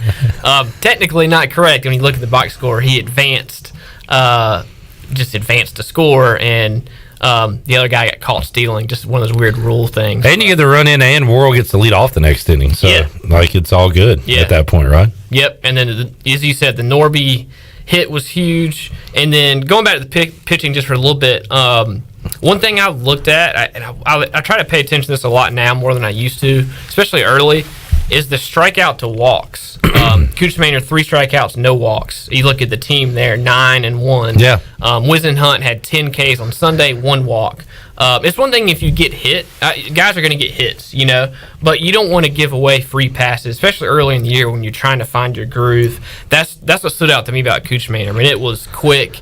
It was filling up the zone, throwing strikes, not walking people, not messing around. I love his outings. We talked about it with Coach O last week about how he goes to work. Just, this is me. Here's my stuff. I'm gonna throw quick. You're gonna get some hits. You're gonna put the ball in play. I'm gonna trust my defense. I mean, his mindset, I think, works really well with that. And you don't want to. You don't want to walk people. You don't want to hit guys and kind of mess up that rhythm, that type of thing. We'll talk about Wisenhunt, obviously, in a minute. He was similar, I thought. He was quick. And that's where the Tyler Smith thing, that's, catching up to that a little bit. But every pitcher's different, has a different style. But Cooch Maynard, for sure. Saturday was the one day where ECU felt really in control the whole time. It wasn't that much of a kind of a question. Sunday and Friday, there were some moments. But Saturday, I thought Cooch Maynard set the tone. They kind of rolled from there. Tristan Kimmel is a name I did not bring up preseason. We saw him, and man, he looked good on Saturday, Ronnie. He did. We'll see how he looks moving forward, but I was impressed with him. He was rolling. So I mean, that bullpen is. AJ Wilson was pretty good all weekend. We know Colmore and Bridges and Mayhew was great, but if any of those other guys step up like they could, Kimmel, Wilson. Nick Logish looked good Sunday. I mean, any of those guys could really help. Certainly when we get to league play with those 4-game series, but all season, that's something to watch. Pirates should have had a shutout on Saturday, but sometimes you just got to show off the cannon. And Bryson Worrell decided to do that on a fly ball to center field. Runner at second, acted like he was going to tag, go to third on a fly ball out. And Worrell tosses it into the Pirates dugout, and the runner is allowed to score. I didn't know it was a 2-base rule like that, but it is if the ball goes in the dugout. And that's just one of those things. It was like, you know what? It's early in the year. Let's show off the cannon. I don't think he's going to make that mistake again. Yeah. Because all you got to do, you throw it to second, you hit a cutoff man, you do something. But I don't know. Cliff Godwin probably didn't like it, but, it's one of those things. Yeah. That was the unearned run that Colmore was charged. So, stat-wise, and as far as my little note that I had earlier, that affected that. But that's about it. And moving on to Sunday, the Pirates getting the sweep as they were able to do a lot of things late in this game, scoring in the 7th and the 8th. Skylar Brooks hit one, just a mammoth shot. Crushed it. If this is Major League Baseball, I feel like Baseball Tonight and the shows are talking about late game etiquette. Pirates are stealing bases towards the end of the game. Connor Norby a couple times. I've been clear. Like, I don't care what baseball teams do as far as unwritten rules go. I think it's all stupid that there are unwritten rules. You got to score all you can. You get into these bullpens on Sunday, you never know what can happen. And I don't think Rhode Island had a problem with it or anything, did they? I mean, but I was just thinking, watching the game, Ronnie, when they were stealing late in the game, like, if this was MLB, somebody and some old announcers and old managers would be raising a big, fuss about it. Yep. But, no, you're right. I mean, and that's the one thing that ECU's been pretty consistent with is, I don't know why or what, is the stolen bases part of it. There's different, as you said, unwritten rules. Don't, take an extra base on a sac fly. Don't do this. How much do you have to be up for those rules to start? Yeah, I don't know. Yeah, I don't know either. But the stolen bases thing is the one that ECU, it seems like, does late in games. I don't know if it's players trying to pad stats or not, or you're practicing situation. I don't know what. That's you're just trying to score. Yeah, or just whatever. I mean, and I mean, I think non-conference versus conference is where it comes into play a little more. Like Rhode Island isn't. Yeah, at that point they're trying to get home and not too worried about it. But when you get in league, obviously, the Bryce Harmon, Charlie Yorgan era of ECU baseball, there was some moments on both sides, whatever, against teams. South Florida, obviously, where you're looking out for that stuff. So we'll see. I'm sure there'll be moments this year. There always is, one way or another. But I like that, Godwin said they recognized something there, whether the ball was getting to the catcher slow or he was getting the ball back slowly. Or they said we could take advantage of this, and they were able to do that. They're going to crush our over-under stolen bases preseason number because they had 5 as a team on Sunday. Hoover with 2, Norby with 2. Story of the game was Carson Wisenhunt. Cliff Godwin said he was excited for us to see him pitch. I remember him saying that last week, and now I know why. 10 strikeouts. Also, a key moment in the game, Ronnie, where he's kind of able to face some adversity in that game and pitch out of it and get through a stretch and finish off the day pretty well. He only pitched 4 innings worth, but had 10 strikeouts. And also, speaking to him getting out of trouble, and I heard this on the post game, and it made a lot of sense looking back on it, that he was kind of relying on his fastball, and Rhode Island was hitting it. They were hitting the fastball, went back to that breaking ball and changeup, whatever he was throwing, Ronnie, and it worked great on Sunday for Carson Whisenhunt. 10 strikeouts in his 2021 debut.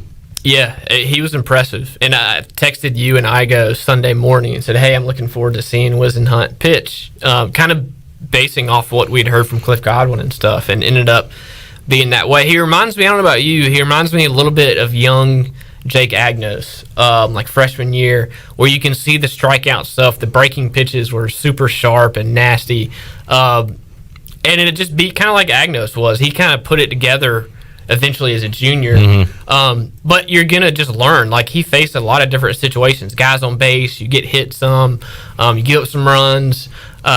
His first batter, there's a rare E6 on Ryder Giles. Yeah, right. Like just that kind of adversity and just different experiences, covering first base, covering home plate, doing different things. He's going to get better and better at that part of it, the mental side of it, because the strikeout stuff is real, obviously, and he throws low 90s, but really those breaking pitches are really good, and that's the way Agnos was, as a freshman. Early in his career, he'd have those moments where he would dominate, and he had some moments where he would struggle and give up some runs, and he had to kind of mature and figure out mentally how to handle that type of stuff. I think Whisenhunt just has that similar type of feel, his career path a little bit. He could dominate. That's great news for Pirate fans if that's true, though, that he gets better and better as he goes on. Maybe it doesn't happen. Maybe he does this every single start. But I mean, at some point, you're going to face just adversity, and guys are going to hit you. So we'll see. Shout out to Danny Beal. Honestly, had never heard that name until Sunday. So I've heard of Bradley Beal. Danny Beal gets the win for ECU. We saw a little bit of CJ Mayhew. Zach Agnos coming in from third to pitch some, and Zach was able to get the bat going. Skylar Brooks, who went yard, pitched a little bit, and Josh Groves as well. I mean, Cliff Godwin was able to get a lot of arms in during this weekend, Ronnie, and that'll pay dividends down the road. Yeah, for sure. I mean, Mayhew was awesome. Mayhew was really good. Again, he had his strikeout stuff going. And, Beal, I'm pretty sure, baseball is kind of a guessing game with a lot of this more than sports, too. But I think he was one of their better recruits, freshman, wise, one of the better recruits heading into this year. So he has talent, and he was throwing pretty hard from what I remember, and him coming in kind of throwing low 90s around that mark as well. So it seemed like all the guys they brought in were in that 89 to 91, 92, pretty consistently. So it's just a matter of control and off-speed pitches and that type of thing. But Rhode Island on Sunday obviously made a ton of errors too. That was brutal. It was rough. It was tough to watch. There's a lot of controversial scoring decisions and different things. Because even when they didn't have errors, there was infield hits and just bobbles. Not smooth. Yeah, I added it up today. They had Rhode Island for the weekend had 10 errors and 16 hits in the total of the series. So that's not a good ratio. How many runs do they have? They had 10 errors. They had 4. They had 1 and 2. Right? Yeah. So they had more errors than runs. Yeah. Over the weekend. 10 errors and whatever that means. 8 runs? 8 runs. Yeah. Big yikes. Pirates squared up some balls, but also noticed, Ronnie, they had some. It was Hoover. It was Norby, Francisco. Kind of some bloopers out there too. Oh yeah. But it's part of baseball. Like Francisco, I think at least twice over the weekend, just kind of dumped him in to the left side off the out of the left-hander's batter's box and went where the pitch was and got a base hit. Like, he is so skilled at that. He's also going to square some up that go onto the ECU football practice facilities. But I was kind of impressed with the balls they didn't square up over the weekend, and were able to get them into the outfield, advance runners, and Because, as the season moves along, the bats are going to heat up and you're going to see more into the gaps and over the wall. But they were able to make some contact this weekend, and you put the ball in play, and good things happen. Yeah, Bryson Worrell is the best example. Saturday, he should have had the first home run of the season. He crushed the one to right. Yep. And it just hit an imaginary wall, it looked like. It was like a plane just hit it, and it just stopped like an airplane. And he had another one, I think, in the outfield, another line drive that got caught in the infield. And then he was one on Sunday that has some blue pits. So that kind of evens out. Yep. You don't get the box score credit on Saturday, but then Sunday, I think he had an infield single where the pitcher didn't cover. Like the mental error type deal. So just one of those things. It evens out, like you said. So there was some of that Saturday to Sunday, I felt like. And should mention Christian Smallwood, didn't bring up his name, had the walk-off on Friday night in a pinch hit roll. That was his first bat of the year, right? Then he started Sunday. He didn't get a hit, but he ended up starting Sunday. A lot of different combinations of guys, which we were kind of expecting. And it was interesting to hear Cliff Godwin say on Friday, too, that he, not struggled, but he said he regretted some of the lineup things he did, and it's going to change. And he hadn't managed a game in a long time. So, he was kind of a little off. He had kind of admitted, just the feel on Friday afternoon and, the logistics and filling out the lineup card. And he said he put his power guys too bunched together and wanted to spread them out. So you saw Lane Hoover kind of go up to set the table. So, it's like a lot of, like anybody else, they're human. Was a little off to some extent. Just him mentally, I guess, of kind of getting in season, in game mode. So that was interesting to hear too. Well, it's a lot easier when we do it on a video game than it is in real life, putting together that lineup. And especially when you have the versatility of these guys on ECU, you could really form the lineup a lot of different ways, which we might see Cliff Godwin do throughout this year. All right, let's take a timeout. We'll come back. We'll get Ronnie's thoughts on the week coming up. Duke coming to Clark LeClaire Stadium on Tuesday, and then the Pirates go on the road for the first time in 2021 coming up this weekend. We'll talk about it when we return after this.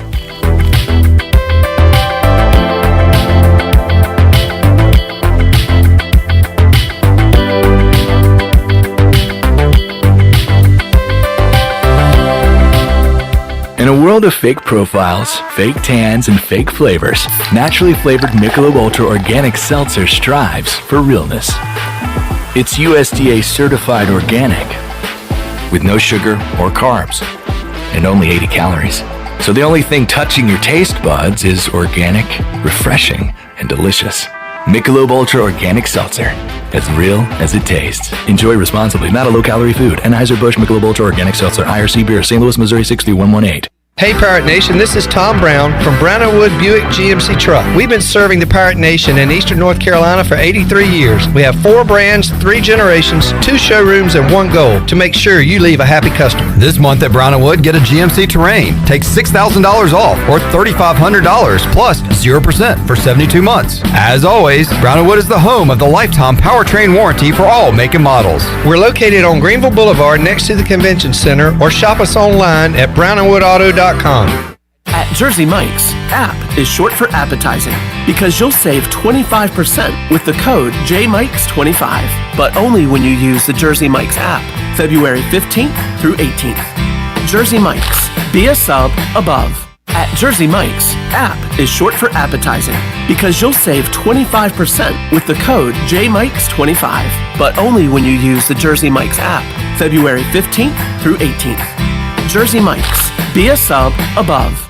The convenience of Pitt Greenville Airport is waiting just outside your front door. Service is back, so you're connected to destinations worldwide through flights from American Airlines. Plan your next trip. Book your flights today at flypgv.com or aa.com. Whether you're flying for business or for pleasure, enjoy the friendly convenience of flying from your local airport to get you where you're going and then home again safely. For your next trip, remember, American Airlines is back at PGV. Book today at aa.com. Pitt Greenville Airport, where the Pirates fly. My whole business just went up in flames, but my agent was there before the fire was out. We started a plan. I've got 25 employees who could be out of a job if we didn't get this place running again. My independent agent and auto owners insurance, they made sure we didn't skip a beat. I mean, we didn't miss a single payroll. That's incredible. For whatever lies ahead, we're always there. This is Norm Bryant with Town Insurance in Greenville. Call me today at 756-8300. Go Pirates. You can paint these peaches purple! Classic sports moments never get old, and neither does classic food from CPW's. CPW's classic menu is back with all of your favorites like tortellini CPW's, Cajun chicken and pasta, classic lasagna, the garbage pizza, the stromboli, calzone, Atlantic salmon, the Cajun fried shrimp wrap, and more. Start every meal off with your favorite beverage and CPW's fresh baked bread and garlic butter. CPW's, serving classics in Greenville since 1995. Stanton Square near the hospital. National Signing Day has come and gone, but that doesn't mean the recruiting news cycle is stopping. In fact, the Pirates still have their sights set on top targets in the transfer portal and have already turned their attention to the 2022 class. HoistTheColors.net has the latest on EC recruiting from a football perspective, and we also cover basketball and baseball commitments like no others. Sign up now and get your first month for a single $1 to get the latest scoop on your favorite Pirate teams, along with in-depth baseball and spring football coverage in the months ahead. HoistTheColors.net. When you don't have time to go to lunch, let Jimmy John's deliver lunch to you. With Jimmy John's, we can get a freaky fresh sandwich to you freaky fast. Click to order at jimmyjohns.com. Dinner's great. It's one of your top 3 favorite meals. You just don't want to have to make it. Well, with Jimmy John's, you don't have to. Whether you live in a sandwich delivery zone or head into the store, you can always get a freaky fresh sandwich. Click to order at jimmyjohns.com. Pirate Radio. The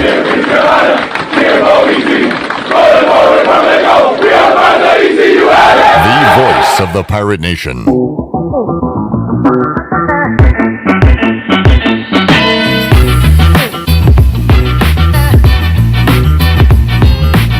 This hour of PRL is brought to you by Tommy's Express Car Wash. Come experience the difference at Tommy's. Now open at the corner of Greenville Boulevard and Red Banks Road. Doesn't your car deserve it? Visit Tommy's Express Car Wash today. Now back to the show. Welcome back. Did you miss a show on Pirate Radio? You can listen to all of Pirate Radio's archived local programming by subscribing to us on Apple Podcasts. Subscribe today by going to the podcast app on your iPhone or Apple device and search for Pirate Radio Audio Archives. Now let's head back into Pirate Radio Live. Here's your host, Clip Rock. Alrighty, thank you, Shirley Rhodes, Chandler Honeycutt, producing today's program as well. Ronnie Woodward joining us inside the Pirate Radio studios, talking about ECU baseball's 3-0 start to the season. We look back.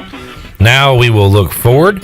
And Ronnie, the Pirates will take on probably their toughest challenge in the non-conference slate, the Duke Blue Devils, coming up on Tuesday. Duke is ranked 11th in one of the polls, and just like I was excited to see Carson Wisenhunt on Sunday, I'm pretty excited to see what Carter Spivey has for the Pirates on Tuesday, because he has been talked up quite a bit by Cliff Godwin as well. Yeah, he has for sure, and the times we've seen him so far, he's definitely struggled, a little bit. So that will be, it's kind of a similar story to Wisenhunt. To go back to Wisenhunt, he didn't get an out the one appearance he had last year. Didn't get a single out, faced 3 guys, and that was it. So we just didn't know a whole lot about him, and then he was awesome Sunday. So Carter Spivey has a little more experience, but not a lot of success. So at least in games. So that will be, it'll be interesting. And yeah, I think the week at large, it's only the second week of the season, so you hate to say like it's huge and how whatever, but it is. RPI wise, it's a big game. Well, they're playing the best opponent non-conference, and they're going away from home the only time during the non-conference. So for that reason, it is important. Yeah, to expect them to like go 4-0, I don't know, drastic, whatever the word, like that would be a heck of a week. They would probably skyrocket up some polls if they were 7-0.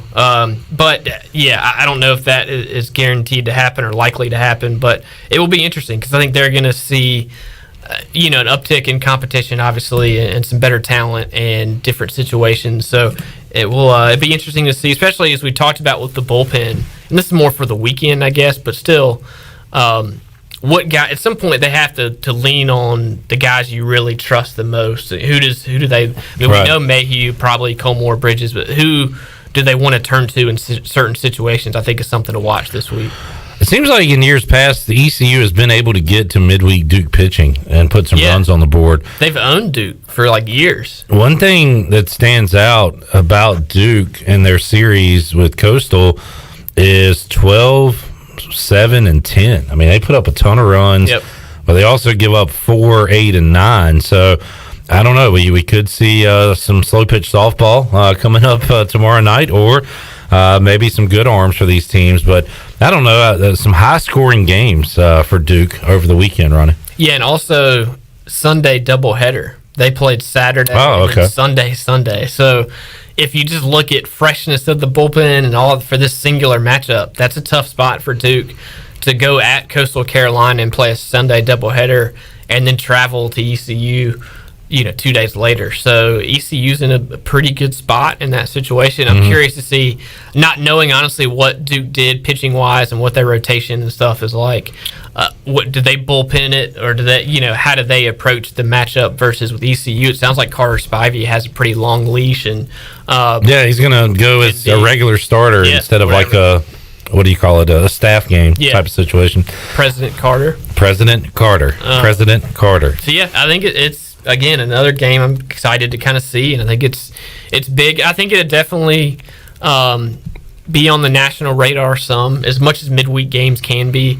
There'll be some people paying attention to it. I'm sure Aaron Fitt and those type of guys. I don't know if he'll actually be here, maybe not, but I'm sure there's attention that people will check that score for sure. Georgia Southern, looking at their weekend against Tennessee, kind of the opposite of what we talked about with Duke. They were in some, I guess, lower mid-tier scoring ball games. They lost 5-3, 5-3, and then 7-3 in 12 innings. So they hung with the Vols. They could not get a win. Coach O said last week, Ronnie, to keep an eye on these guys. They could be tough. So just throwing that out there. Yeah, they went. I just clicked over here. They went 11-5 last year in 16 games. 2019, they won 35 games. So they're a solid team. In the Sun Belt, it's a pretty good league with Coastal and Louisiana, some of those different teams. So that's a definite uptick in talent, as far as going. Rhode Island wasn't bad, but they're a little sloppy, obviously, defensively. And these, I think, are going to be competitive games. And it's like Cliff Godwin said, though, teams lose. I mean, you look at opening week. I mean, Florida, Miami, obviously caught some eyes, and Florida's supposed to be this super team, number one in the country, and they lost a series. There were random upsets during the weekend. It kind of happens. So ECU did its part against Rhode Island, and especially in the kind of clutch kind of pressure moments all weekend. And I think there's going to be a lot of those again with Duke and Georgia Southern. And if ECU finds a way to go 3-1, that'd be a heck of a 6-1 through the first 7 games. That would be a great way to do it. Ronnie, we saw 3 softball wins over the weekend. We saw an ECU women's basketball victory over the weekend. Any idea when you'll be able to see another men's basketball game? Will it be this weekend? I wish I knew. Well, it definitely won't be this week because they're at Tulsa. Well, you won't be able to see it in person. Yeah. But will I watch it on TV? That's probably up to debate either way. But I don't know, to be honest. It is so like... I mean, it's... Yeah. In fact, we were talking about a recruit with IGO last week, and it almost felt like we were talking as if the season was already over. Yeah. Like looking ahead to the 2021-22 season. Yeah. That's how far it is. I know they've had issues, obviously. I think extending this pause, when they kind of announced it the second time, if players are caught up in that, the contact tracing, the whole deal, I don't think they know a lot. But there's only 3 games left in the schedule. And I don't think the women are the same way. They have 3 games left, and games that are postponed from earlier that aren't, there's no way they're going to get made up, I don't think. You're getting down to the conference tournament, then March Madness. So I don't know for sure, but I'm assuming ECU on both men and women want to try to play these 3 games and call it good, and go to the conference tournament or whatever. But I don't know how they're going to be able to manage actually making up some of the other games at this point. Yeah, just a tough situation. I'm hoping they can get back, and I would love to see them have a shot at the AAC tournament, make a run. Who knows what something could happen. And that's, I don't know, to me, without going into too much of that, that's kind of what it comes down. I think with every league in college basketball, your goal is to try to get to the NCAA tournament. So each team kind of has to evaluate, how do you do that? If it's you have to win your conference tournament, you do that. If you don't want to play in the conference tournament, I don't know where you are with it, but I'm like, don't play. Like, does Gonzaga need to play in the West Coast? Like, no. Just go to Indianapolis and chill for a week early and go ahead and get there and post up. Gonzaga could lose in their tournament and still be a number one seed in the NCAA tournament. Yeah. It literally does nothing for them. Do what you got to do, whether that's not playing or doing this or traveling, whatever. I think probably a lot of basketball teams are in that boat at this point. Ronnie, thanks for hanging out, man. Have fun at Clark LeClaire tomorrow. We'll reconvene with you next Monday. Sounds good. Talk more ECU baseball. We'll take a time out, come back when we return. College hoops has kind of been out of sight, out of mind, so I need a refresher course. Jeff Nadu, the big man on campus, will talk about what went down over the weekend and what he's looking at tonight in college basketball and the NBA. That's on the way when we return on Pirate Radio Live after this.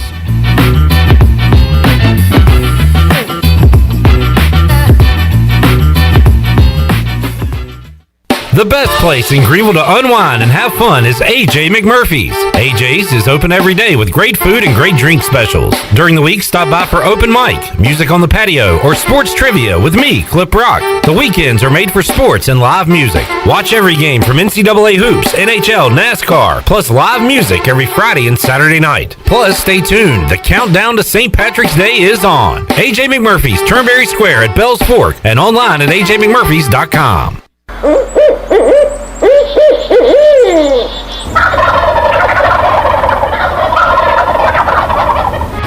Join us for the first annual North Carolina Strut Masters Championship on Saturday, April 10th.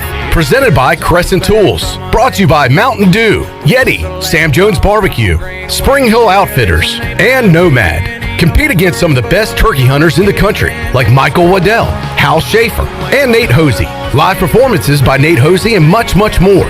Registration now open for two-man teams at ncstrutmasters.com. Teams with the top scoring birds will win big cash prizes, up to $15,000. The tournament is open to residents and non-residents that have access to hunt properties in North Carolina.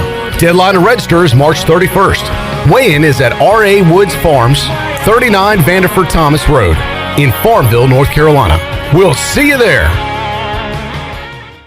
With rates being historically low, now is the best time to buy or refinance your home. This is Talbot Green with Angel Oak Home Loans. Now is the time to take advantage of the opportunity to buy more home or refinance your current mortgage. The combination of our local team's experience and Angel Oak's wide offerings of products from standard conventional, government, and portfolio loans has something for most financial situations. For more information, call Talbot Green, Joanne Weir, or Wanda Hager at 751-2060. NMLS 1719250 and 685-842. Equal housing lender. At Tiebreakers, we pride ourselves on serving big, juicy wings. I'm talking big and juicy.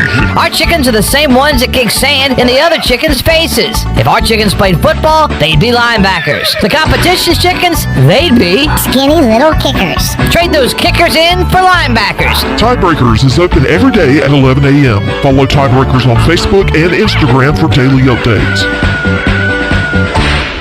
You've worked hard to start your business and are working even harder to make it successful. That's when it's most important to have a community bank and a local banker in your corner. This is Eric Clark from Select Bank and Trust. Our team of local bankers care about you, our customer, and the communities in which we all live and serve together. As the business and economic conditions of 2020 threw you many curveballs, our team at Select Bank and Trust remains steadfast in being responsive to your ever-changing needs. In 2021, choose Select Bank and Trust. Bank local, bank select, member FDIC. Chico's Mexican Restaurant is the home of the best margaritas. Grab your amigos and head to Chico's every Tuesday for the Gulp of Mexico, a huge 46-ounce lime margarita for only $6.99. On Thursdays, relax and enjoy half-price pitchers of Chico's house margaritas. Choose from lime, strawberry, blood orange, raspberry, or peach. For Mexican food and fun, it's got to be Chico's in downtown Greenville, and now available through DoorDash, featuring a half-gallon of the famous margarita mix to go for only $9.99. Chico's, where the fiesta never ends. For years, Callie Ann Phelps has been singing about Phelps Chevrolet. Phelps Chevrolet is the one for you. Low prices, service too.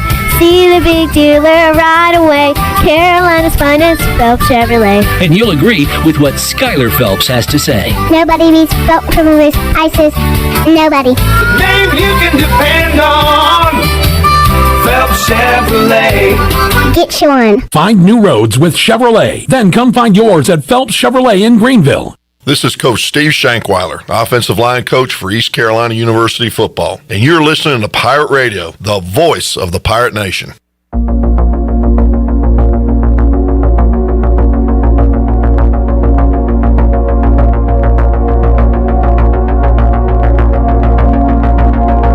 This hour of PRL is brought to you by Tommy's Express Car Wash. Come experience the difference at Tommy's. Now open at the corner of Greenville Boulevard and Red Banks Road. Doesn't your car deserve it? Visit Tommy's Express Car Wash today. Now back to the show. Welcome back. Not only do we broadcast on Facebook Live, we're also on YouTube Live. You can catch all of Pirate Radio's local programming on YouTube. All you got to do is go to YouTube and search for Pirate Radio TV and click on the subscribe button. Now let's head back in to Pirate Radio Live. Here's your host, Clip Rock. All right, great to tune in live. Also very convenient if you missed the show and want to go back, say, tonight and watch the program tomorrow morning. You can pull it up on YouTube. If you have a TV that has apps, I use my PlayStation 4 to watch YouTube, or Roku. You can watch YouTube. So easy way to watch the program after it airs if you don't catch it live. All right, let's head out to the Fixed NC live line. Talk to the big man on campus, Jeff Nadu, BMOCwins.com. You can also find him on Twitter at JeffNADU. Let's talk some hoops. Jeff, how you doing today, man? Great, Clip. Good to talk to you. How are you? Hey, doing good. Coming off a packed sports weekend. A little bit of everything for everybody. A lot of my weekend, Jeff, was out at Clark LeClaire Stadium covering some college baseball. East Carolina with the sweep over Rhode Island. I know your focus was on hoops and maybe even a little football too. We'll start with the basketball, though, as we are still awaiting ECU to get back playing basketball. Hopefully that'll happen this weekend. We've been without Pirate basketball for a while. Jeff, I guess the big one on Sunday and then last Monday on the show, you had gone ahead and put Michigan in that 3 spot pretty clear by themselves, right behind Gonzaga and Baylor. And they proved it again yesterday. Big win against Ohio State as the Wolverines. I don't know, Jeff, are you looking at them as a serious contender for a national championship this year? For sure, you have to. With the way that they can go and play in and out. You know, I thought Dickinson played a hell of a game yesterday. I mean, he was very good when he had the basketball, finishing around the rim, doing what he does, making moves. But, you know, he would get the ball, they would double team him, he would kick it out to Livers or to Brooks or to whoever. And, yeah, they were terrific. I mean, even after not really making much in the second half from a three-point standpoint, I think they only had one field goal in the second half that was a three-point field goal. So, yeah, it was a really good win. Great game. If you watched it, it was great offense the whole time. Both teams shot the ball well, but Michigan was just a better team. I thought, to be real, I thought it was a real gift to get them at that price, at like a pick-em. I think at the end of the day, you know, Ohio State I give a lot of credit to. I think they're the 4th best team in the country, but from 4 to 3, I think there's about a 5-point difference in a game. So, yeah, I was very impressed with Michigan, and they continue to be a factor, and they're going to be long into March. Let's look at what's going on tonight. Duke has been winning basketball games, big man, including a big win over Virginia over the weekend. They are home against Syracuse tonight. Line sitting around 6. I think it's gone up a little bit to 6. What do you think about the Blue Devils and the little run they're on right now? Yeah, it's definitely impressive. They vaulted their way back into the picture. 6-0 this year, I believe, without Jalen Johnson. Johnson is obviously was probably the bit of the problem there. Still a team that I think struggled defensively, and this is going to be a real test. Syracuse is pretty good from an offensive standpoint. Better offense than normal under Jim Boeheim. 32nd in efficiency in America, so they've done a nice job. 2 good offense this year. I was a little surprised to see this total go down to 10.5. Or sorry, 148. I'm sorry, I'm thinking of something else. 148. It was up at 150-ish, and it went down. Kind of a weird move down, but we should see some points in this game. Both offenses are playing at a high level. I think this number's a bit high too. I think Duke, people are getting a little infatuated with them. How about Texas Tech on the road tonight? 3.5-point favorites at Oklahoma State. Also USC, Oregon. Both of those games at 9 o'clock. 2 pretty good matchups, Jeff. Any interest in the Pac-12, Big 12 tonight? Well, I think I think Oklahoma State's definitely a good one. I mean, at home, I'm getting basically, a 3-ball, and they have to win by margin, Texas Tech. So I'm not really confident that they can go on the road and do that against a good team. This game was close the last time they played. Oklahoma State's legit. They're a good team. They have a good resume. They're going to be involved in March, and this would be another big feather in the cap for the Cowboys here. They've played really well. They've been well coached this year. I think they can bang with Texas Tech down low, and they can handle McClung a little bit. This is McClung against Cade Cunningham. Cunningham's got a shot on national TV. I think they probably win this game, or the game comes down to the final possession. So if I had to play it, I would lean with the Cowboys. Anything else? A lot of other action going on tonight. Anything else you're interested in college basketball? Yeah, two things. Drake got some real bad news about 20 minutes or so ago. Their starting point guard, Roman Penn, out for the season with a knee injury. That already adds to the fact that they're without their best player in Tank Hemphill, which the info just keeps getting worse for Drake. They have a back-to-back tonight with Evansville. This number came across a bit high to me at 12. It's now down to 10.5. I still feel like if you can get double digits, I think it's worth the play. Evansville's legit as far as hanging around in games. I know they're not a good kind of team as far as the record's concerned, but they hang in games. They play a really slow tempo. They don't turn it over, and they make threes, and they're good from the line. They're worth a bet, I think, with a team in Drake that's a little bit lost right now, just with the injuries, and they're going to be without their floor general. One play I do like as well, Morehead State. I'll lay the number with the Eagles. They actually lost against Edwardsville in the first matchup. Morehead coming back about 2 months later, and they're a totally different team. This is one of the strongest teams in this conference outside of Belmont. Edwardsville, Clip, right now, in the last 20 days have played 10 games. That's almost unheard of in college basketball. I think they've run out of gas. They've lost 4 straight games by 20 or more. And tonight they're probably going to be without their point guard and best player in Carlos Curtis and in Sidney Wilson. So I think this one gets ugly from the start.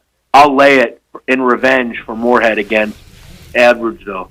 Looking at basketball tonight with the BMOC, Jeff Nadu. And Jeff, you're already getting into a little NBA action I saw via Twitter. Make sure you're following Jeff at Jeff Nadu. You're on the Rockets tonight against the Bulls. I've noticed you've been on a lot of Bulls games this year. Is that just a case of maybe you found a team that you can read? You've been on their side a few times, Jeff. Tonight you're going against them, against Houston. No, I wouldn't say that. I don't the way I handicap the NBA, it's I don't really look at the teams. I mean, I know that sounds weird, but it's all about the number. I mean, I see a team in Houston that's lost 7 straight games. I see a team though that's had some time off. I see a team that has I feel like they're ducks in a row after kind of a rough stretch. They still have John Wall. They still have some guys that can play. And I look at the Bulls. I just, why is this number only 1? Especially with how the Rockets have been playing. I think it's kind of telling you something. Keep in mind, the Rockets were a favorite when the line opened. So, the bookmakers kind of know something here. Obviously, the public's come in and bet this one up. A ton of tickets coming in on this Bulls team. I just felt like the line was just kind of didn't make any sense. I'll take a shot with the Rockets, who, again, still have a really good player in John Wall. They still have guys that, can get the job done. And they still have a game the other night in which they played the Sixers where I thought they played pretty well. I mean, Jayshawn Tate was good. Eric Gordon's still around. Ben McLemore. They still have guys that can score. Daniel House. So I'm gonna lean with the Rockets at home here. Kind of a decent emotion standpoint as well. I don't really care much about this, but it seems like this could be a big win for the city, man. It's been a tough couple of weeks in Texas, particularly in Houston. This could kind of be the revival here a little bit, and I think that means a little bit of something for these guys that have been there for a while. Jeff, the Charlotte Hornets coming off a great buzzer beater win. Terry Rozier hits it at the horn. They knock off Golden State 102-100 on Saturday, and man, they got a brutal West Coast stretch coming up to end their first half season. At Phoenix, at Golden State, at Sacramento, at Portland, at Minnesota, all on the way, and it all begins tonight at Utah. And we've talked about this before. I've seen Utah have these numbers where they are double-digit favorites, and they've covered. They've been a fantastic covering team so far this year. 12.5-point favorites tonight against Charlotte. Again, it seems high, but Utah's covered these numbers already this year. Any thoughts on that matchup tonight in Utah? Yeah, it's definitely dubious for me just because, as you said, the Jazz are very good against the spread. And, when you look at the Hornets, they're very good as well. I mean, you look at it as an underdog this season, Charlotte is 13-8 against the number. So that's a really good profit margin. One of the better dogs as far as, the amount of games. I mean, they've been an underdog 21 times and covered 13. That's pretty good. But what's concerning to me about this is, Clip, I always look from a lens of what is the public doing here. And when you look at the public money on this game, 75% of the bets coming in are on the Hornets. And line hasn't really moved a whole lot. I'm going to kind of see where this line goes the rest of the night. If this kind of ticks up, maybe. Gun to my head, I think the Hornets are probably the play. I don't like to lay double digits in the NBA, but I'm starting to think the Jazz just cover every game, and they might be the spot here. Especially, it's not a thing you want to do to lay off against. Like when you see a team that's good against the number, betting against them is not really the key and way to go. So I lean Jazz, but I don't really want to fade the Hornets either. Jeff Nadu joining us. Jeff, we mentioned it last week, and I saw you reference it on a tweet. Did you get involved in any FCS football over the weekend? I didn't. I kind of felt like, for me, I just wanted to kind of let the dust settle, see what we see after week one. And I'm glad I did, because I definitely leaned North Dakota State. The number got a little high, and it ended up not working out. I thought, I'm taking a kick at myself, because I thought the under was a good play. I didn't think Youngstown could really score, and North Dakota State's not an offense that's going to put 70 on the board or anything. So, I'm going to let it settle and kind of see where we're at, and I'll kind of jump in here over the next week or two.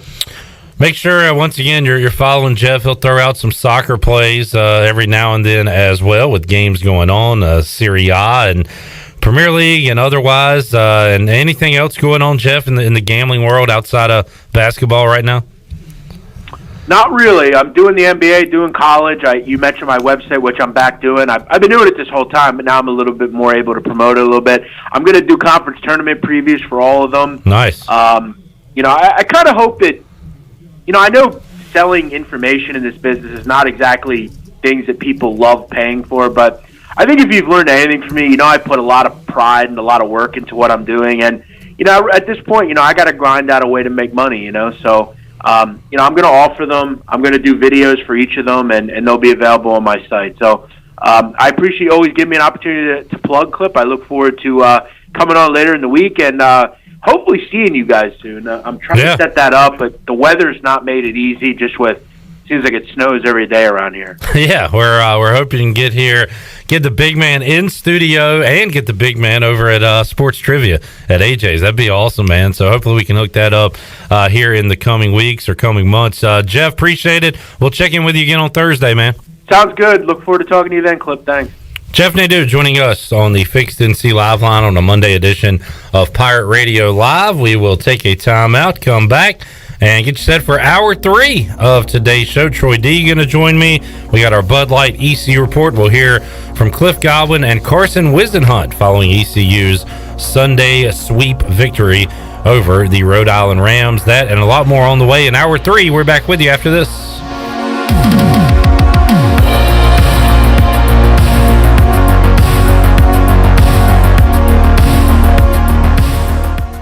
Wait up.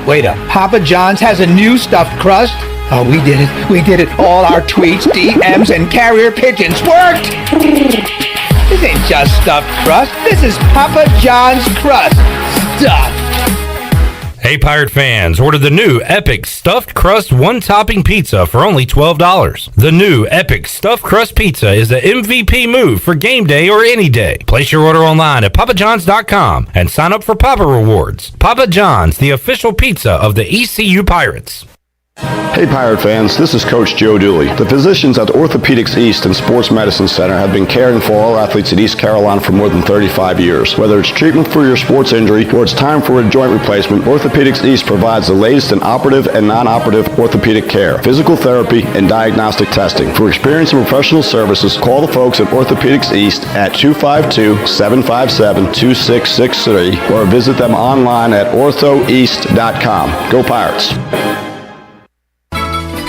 The best place for delicious food and great prices is Familia. Familia has $6 lunch specials, a $10 pizza of the week, and every Thursday has $2 drafts all day. Sunday brunch is the best for food and family. Come and enjoy favorites like shrimp and grits, made-to-order omelets, French toast, and drink specials like $3 mimosas, beer mimosas, or $5 Bloody Marys. Familia, Fire Tower Road near Pitt Community College, and FamiliaNC.com. BMS Builders is your premier custom builder in eastern North Carolina. With Blackwood and Mills Creek in Greenville, Dalton's Cove in Farmville, and Belmar in Ayden, these are just a few of the developments featuring BMS Builders homes. They can build the home of your dreams. Just ask Dr. Dennis Ross in Greenville or East Carolina football coach Mike Houston. They built their homes, and they can build yours as well. BMS Builders. Give them a call at 916-1578 for BMS Builders. Hey, Troy, have you heard about The Place? No, Jason. What place? It's The Place. It's Washington's newest restaurant on the waterfront. The Place is located in downtown Washington in the Harbor District with waterfront seating in the back. We're open for bistro-style lunches Tuesday through Saturday from 11 to 2 and elevated comfort-style dinners Thursday through Saturday 5 to 9. Plus Sundays, we have the best Southern brunch in town. Man, that's awesome, Jason. The Place sounds like the place to be. It is. We look forward to seeing you there. The Place in Washington, North Carolina. There's no better time to drive away with a quality pre-owned car, truck, or SUV from Greenville Auto World. Greenville Auto World is your authorized rough country dealer. We specialize in lift and leveling kits along with custom wheel packages. Whether you're looking for ground clearance or enhancing the appearance of your vehicle, trust our team for your off-road experience. Greenville Auto World, 3840 South Charles Boulevard across from Hardee's at Bell's Fork, or online at greenvilleautoworld.net. Hi, I'm Annalie Newhoff. And I'm Rob Campbell. And we are with CopyPro. We have been locally owned and operated here in eastern North Carolina for almost 50 years. CopyPro is the leader in office technology. Does your business struggle with keeping printing costs low or producing professional documents? Here at CopyPro, total customer satisfaction is our #1 priority. We have a variety of solutions to help reduce your printing expenses and make your business more productive. Call us today at 1-800-682-6558 or online at copypro.net. CopyPro, we are the professional office systems people. UBE and PirateWear.com are proud to offer the Pirate Nation its largest inventory ever. Brand new Adidas is arriving daily, along with Under Armour, Columbia, and Russell Athletic. UBE is loaded with cargo, and new items are being added daily to PirateWear.com. Be sure to check out our children's store, The Crow's Nest, for all of your young pirates. UBE and PirateWear.com, an ECU tradition for 50 years. Go Pirates! This is Pirate Radio, WGHB Farmville, 1250 and 92.7 FM Greenville, WDLX Washington, 930 and 104.1 FM Washington.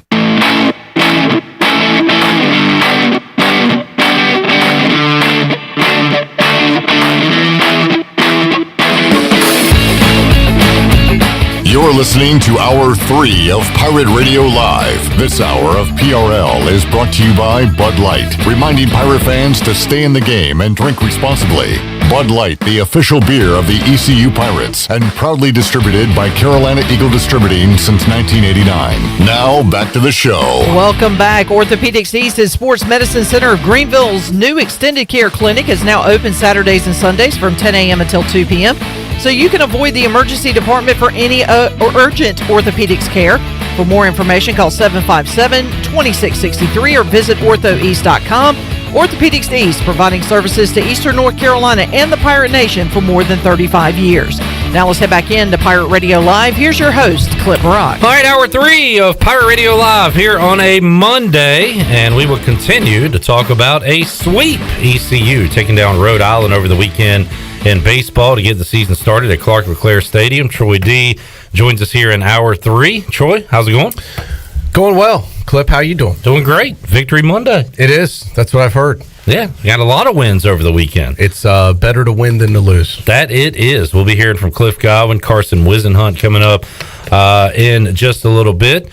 Some other news and notes we'll get to we haven't talked about yet. Deion Sanders coached his first game as a head coach in college football over the weekend, Troy. The game went well. Something happened during the game that didn't go well. We'll talk about that. Which is weird that he's coaching his first game in February, but that's the... Yeah, FCS is playing football. Yeah.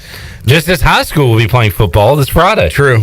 And I saw the headline on this Deion thing. I was like, is this an old story that's just gotten rehashed? I swear I think this has already happened. It has, and it happened again. Yeah. And we will... So we'll definitely talk about it. We'll dive into that. It's a unique deal. Troy said he has a stat to consider for us. Not necessarily sports-related, but a stat to consider coming up. Stat to consider. It's something that I think might make you very happy. Okay, I like being happy. That's good. That's joy. A good it's thing. what I try and bring to people. We will make the listeners happy, or at least one of them, because we'll open up the booty bag coming up this hour. What's in the bag today? Shirley, what do we got?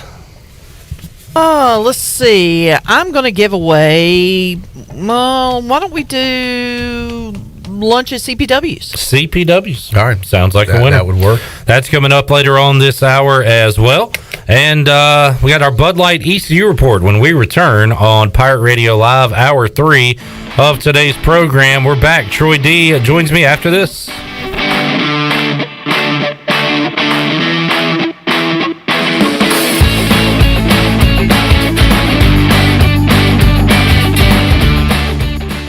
Hey Pirate Nation, this is Tom Brown from Brown & Wood Cadillac. We've been serving the Pirate Nation in Eastern North Carolina for 83 years. We have 4 brands, 3 generations, 2 showrooms, and 1 goal to make sure you leave a happy customer. This month at Brown & Wood, get a Cadillac XT6. Takes $6,000 off and 1.9% for 72 months. As always, Brown & Wood is the home of the lifetime powertrain warranty for all make and models. We're located on Greenville Boulevard next to the Convention Center, or shop us online at brownandwoodauto.com.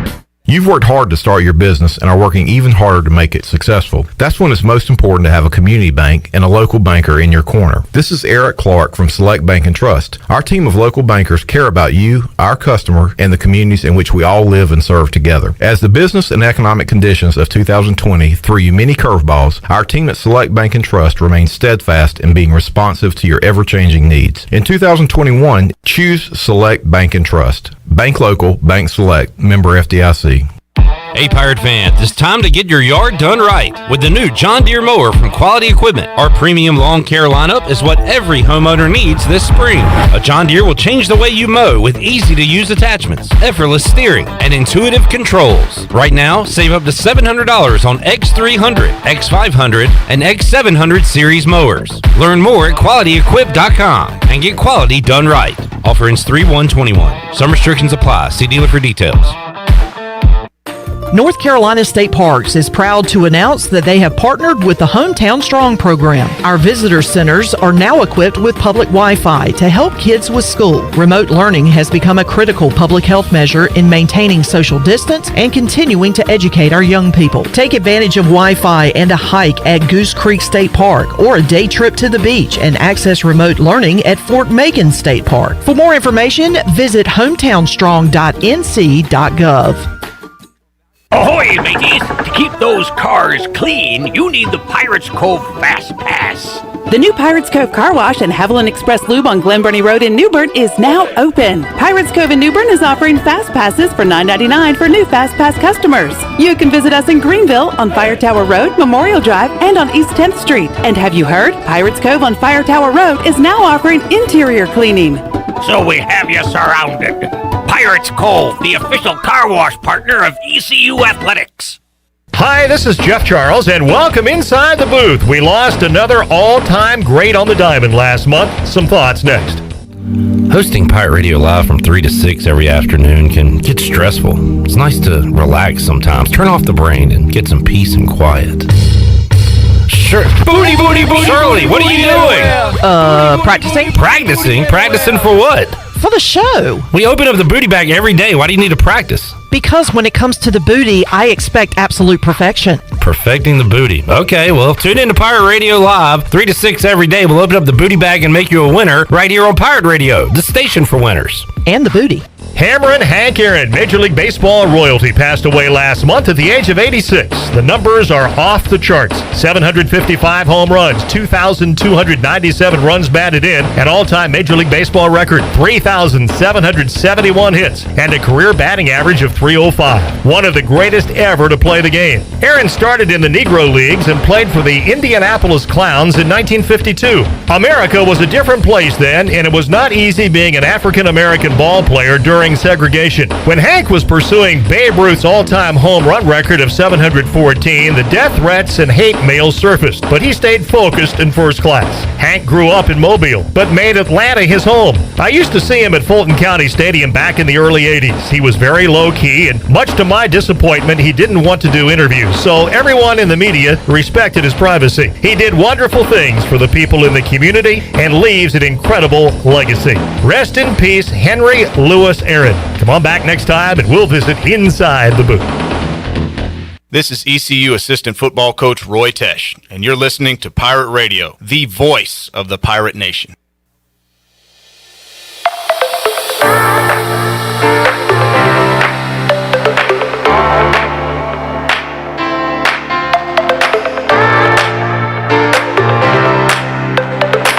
You're listening to Hour 3 of Pirate Radio Live. This hour of PRL is brought to you by Bud Light, reminding Pirate fans to stay in the game and drink responsibly. Bud Light, the official beer of the ECU Pirates, and proudly distributed by Carolina Eagle Distributing since 1989. Now, back to the show. Welcome back. Take a look at your stock market report for today. The Dow was up 27 points and closed at 31,521. The NASDAQ, however, dropped 341 points at 13,533. The S&P was also down 30 at 3,876. That's your Wells Fargo Advisors financial report. For a personal look into investing, call Wells Fargo Advisors today at 756-6900 in Greenville.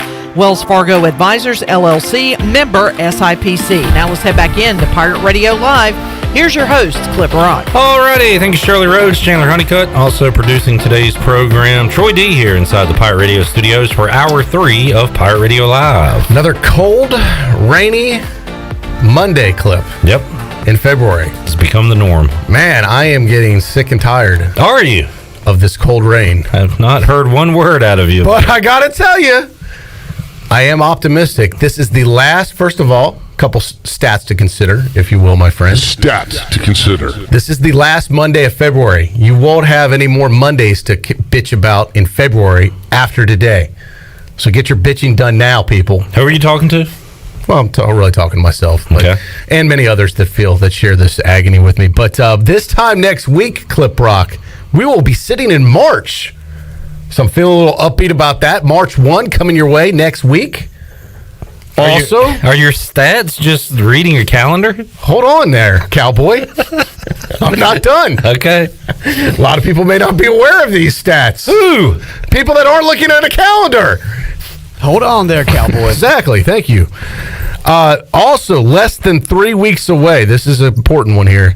Less than 3 weeks away from daylight savings time, which means the clocks will spring forward? Mm-hmm. I don't know. Spring forward, back. Well, it doesn't matter. We get an extra hour of sleep. Not sleep. We get an extra hour of sunlight is what I'm trying to say. Troy.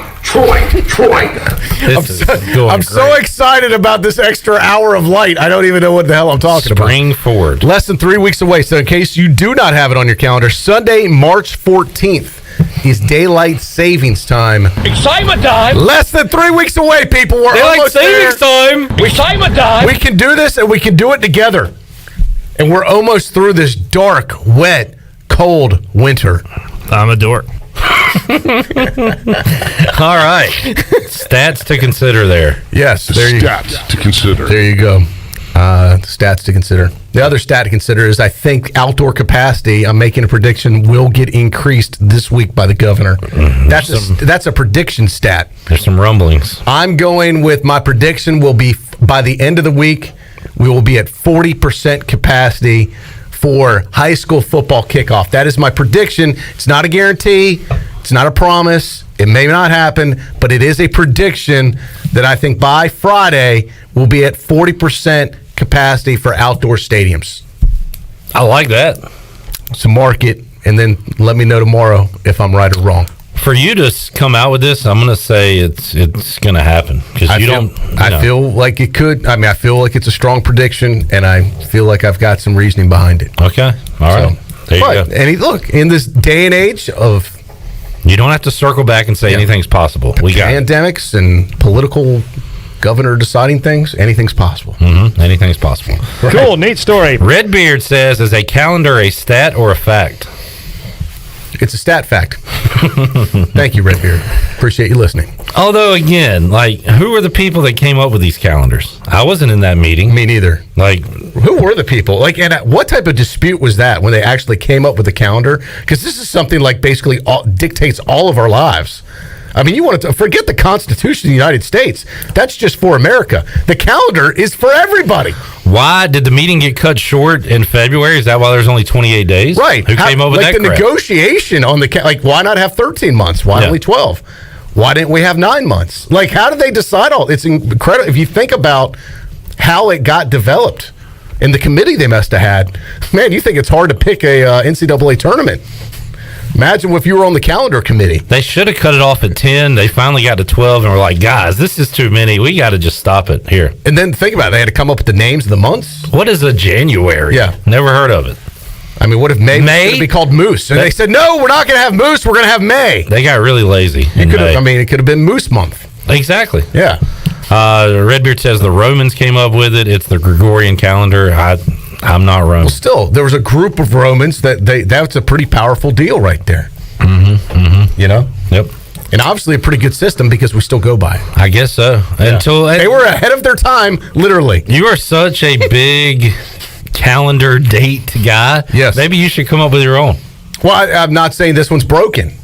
Okay, so you don't want to I'm not complaining about it. Okay, you like the current calendar. I don't have an issue with the calendar. I have an issue with winter, dark, cold, rain. Right. Yes. There's no way to go away with that. Yeah, I mean, that's why people move to Florida, to get away from that. Some people move to Texas, not so fast. Doesn't always work there, does it? Man. I got a lot of buddies that live in Texas. Some of them didn't get to take a shower for like 5 days. Yeah, this year, not the year to move to Texas. Yeah. To get away from the cold and snow. Yeah, and that's my worst nightmare. I think electricity's one thing. Losing water, that's where you freak out.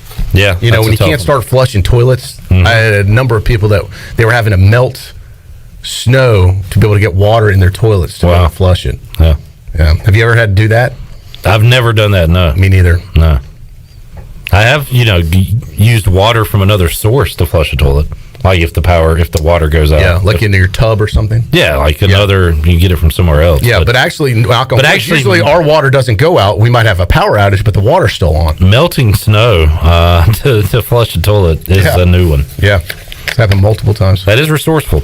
All right, let's get to any more stats? No, I mean, since you trashed me on it, I'm not going to share them with you anymore.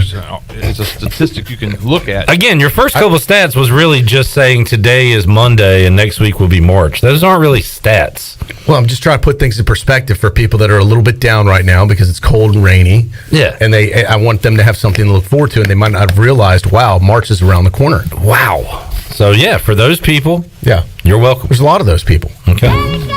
Yes.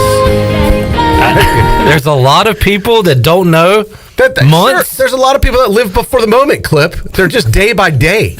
And if this pandemic's taught us anything, it's like, don't get too far ahead of yourself. All right. Can we is it? Can we move on? We may. Yeah. Let's get to the Bud Light ECU report. A lot of people don't know that ECU has more baseball games scheduled this season. And speaking of something that lifts your spirits, Bud Light. A nice ice cold Bud Light. Oh, that tastes good right now. Pirate fans, you got to stay in the game, drink responsibly, drink Bud Light. Bud Light, the official beer of the ECU Pirates, proudly distributed by Carolina Eagle Distributing since 1989. Bud Light Platinum, my pro move on a holiday weekend. Love the Bud Light Platinum. I don't know if I've had a Bud Light Platinum. Got to try one, but just make sure you have the next day off. All right. Good. See, now that is good advice. A lot of people don't know that. That's your pro move. Make sure you have the next day off. All right, Troy, 3 games down for ECU baseball, 3 W's. Man, I got to tell you, I really thought, that first game Friday was so cold, so nasty. That was one that you could see slipping away. And it could have got the season kind of started off in a funk. But for the way they rallied and hung in there, I was like, man, if they can hang on for this, I wasn't surprised at all that they'd sweep. I figured they really kind of broke the spirit of Rhode Island that Friday night. But man, I thought that pivotal moment was when Cam Colmore came in. He came in a jam. The bases are loaded. There was only I think one out at the time. He came in, it was like a 2-0 count. Already had a couple balls. Yeah. I mean, it's not like an ideal situation. In fact, that you want to talk about pressure for coming out of the bullpen. And that kid came in, got him out of the jam, and just did an incredible job. And the team, took it an extra inning, but they did what they had to do. You heard Coach talk about it earlier. Going back and forth and grinding it out, but team win. But man, I thought he really did perform because that was the point where it could have gotten out of hand. One hit there, the Pirates are behind, or God forbid a home run, it's a grand slam. That is the point where the game's going to go one way or the other. You're either going to win it with that kid or lose it with that kid on the mound at that point. That was huge on Friday night. They're able to win that one, and as you said, picked up a little momentum so they can win on Saturday and Sunday as well. Great performance out of the bullpen by Cam Colmore. Great performance yesterday on the mound starting by Carson Wisenhunt. How about 10 strikeouts in his first start of the season? And Cliff Godwin talked about Carson Wisenhunt battling in his first start of the season. I was really proud of Carson. Carson, was dominant early. Walks the guy executes a push bunt. Things start, testing him. That's what happens when it's your first college start. Things are not going to go as planned, and you're not just going to strike out the side every time.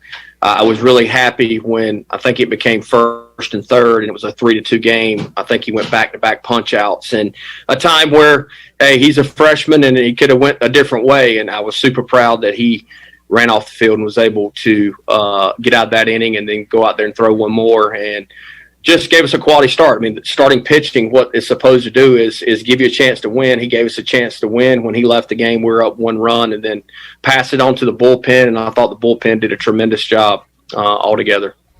That is Cliff Godwin speaking on the pitching side of things. The Pirates got the pitching this weekend, got just enough pop, but also showed a lot of speed, a lot of aggressiveness on the base pass, and he talked about that after the win on Sunday.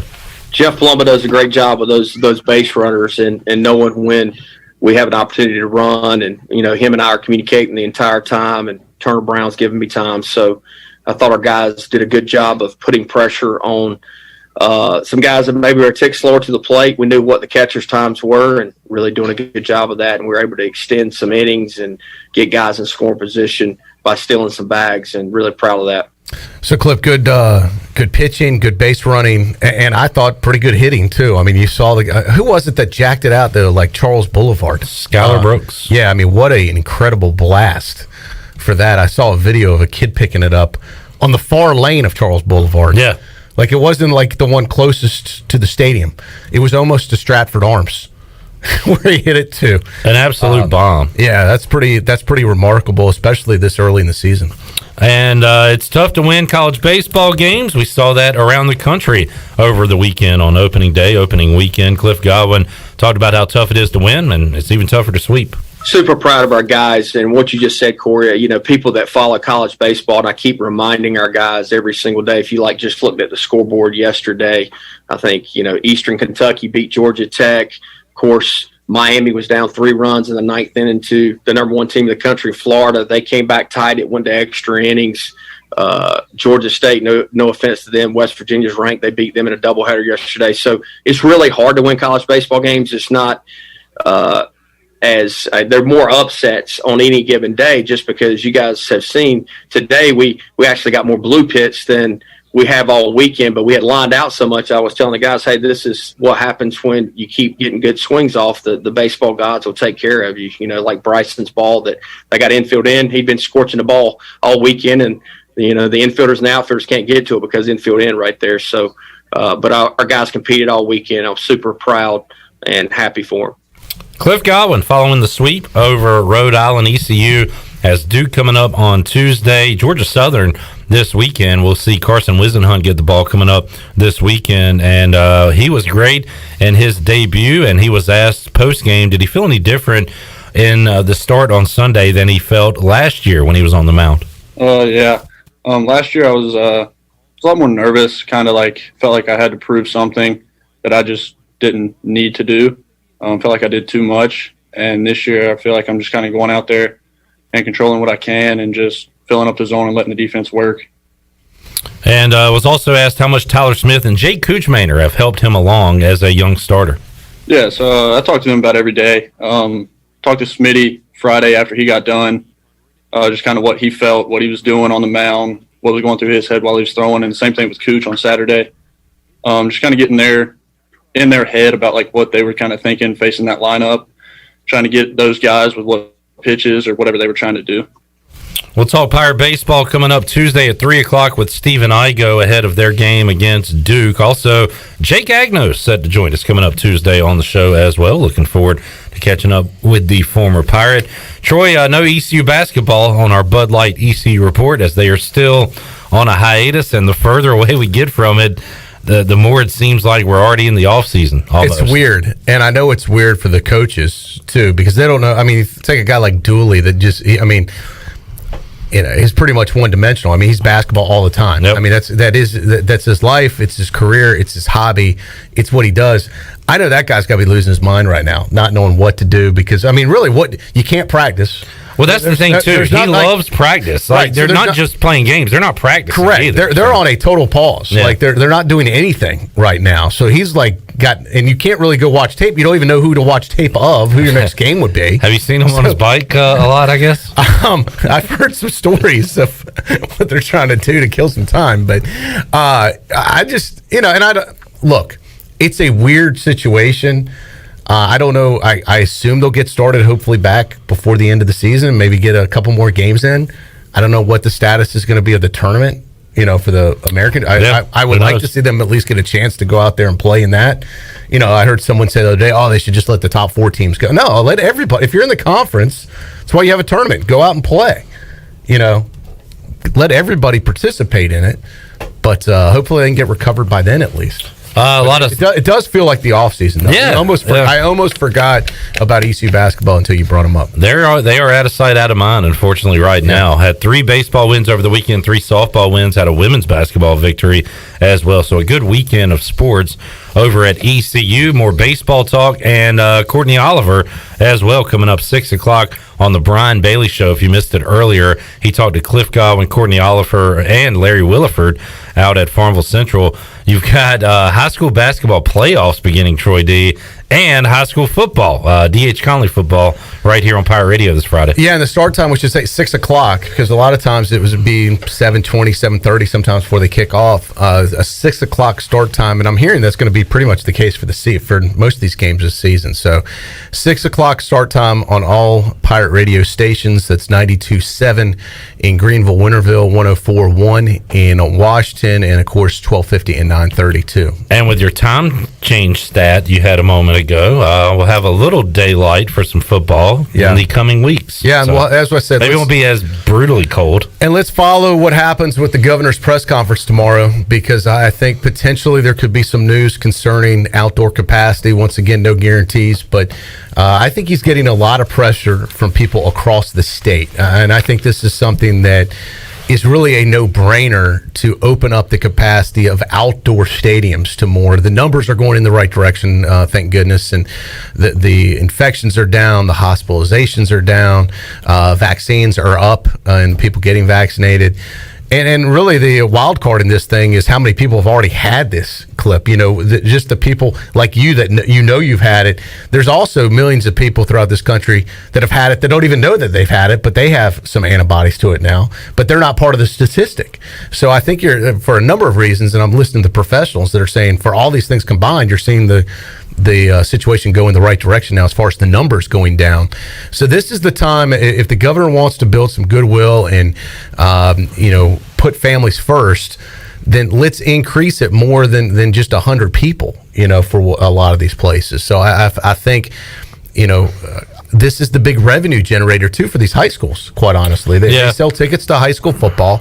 This is one of the only revenue generators for a lot of high schools that they have. Let's not harm the high schools anymore, and they've already been harmed.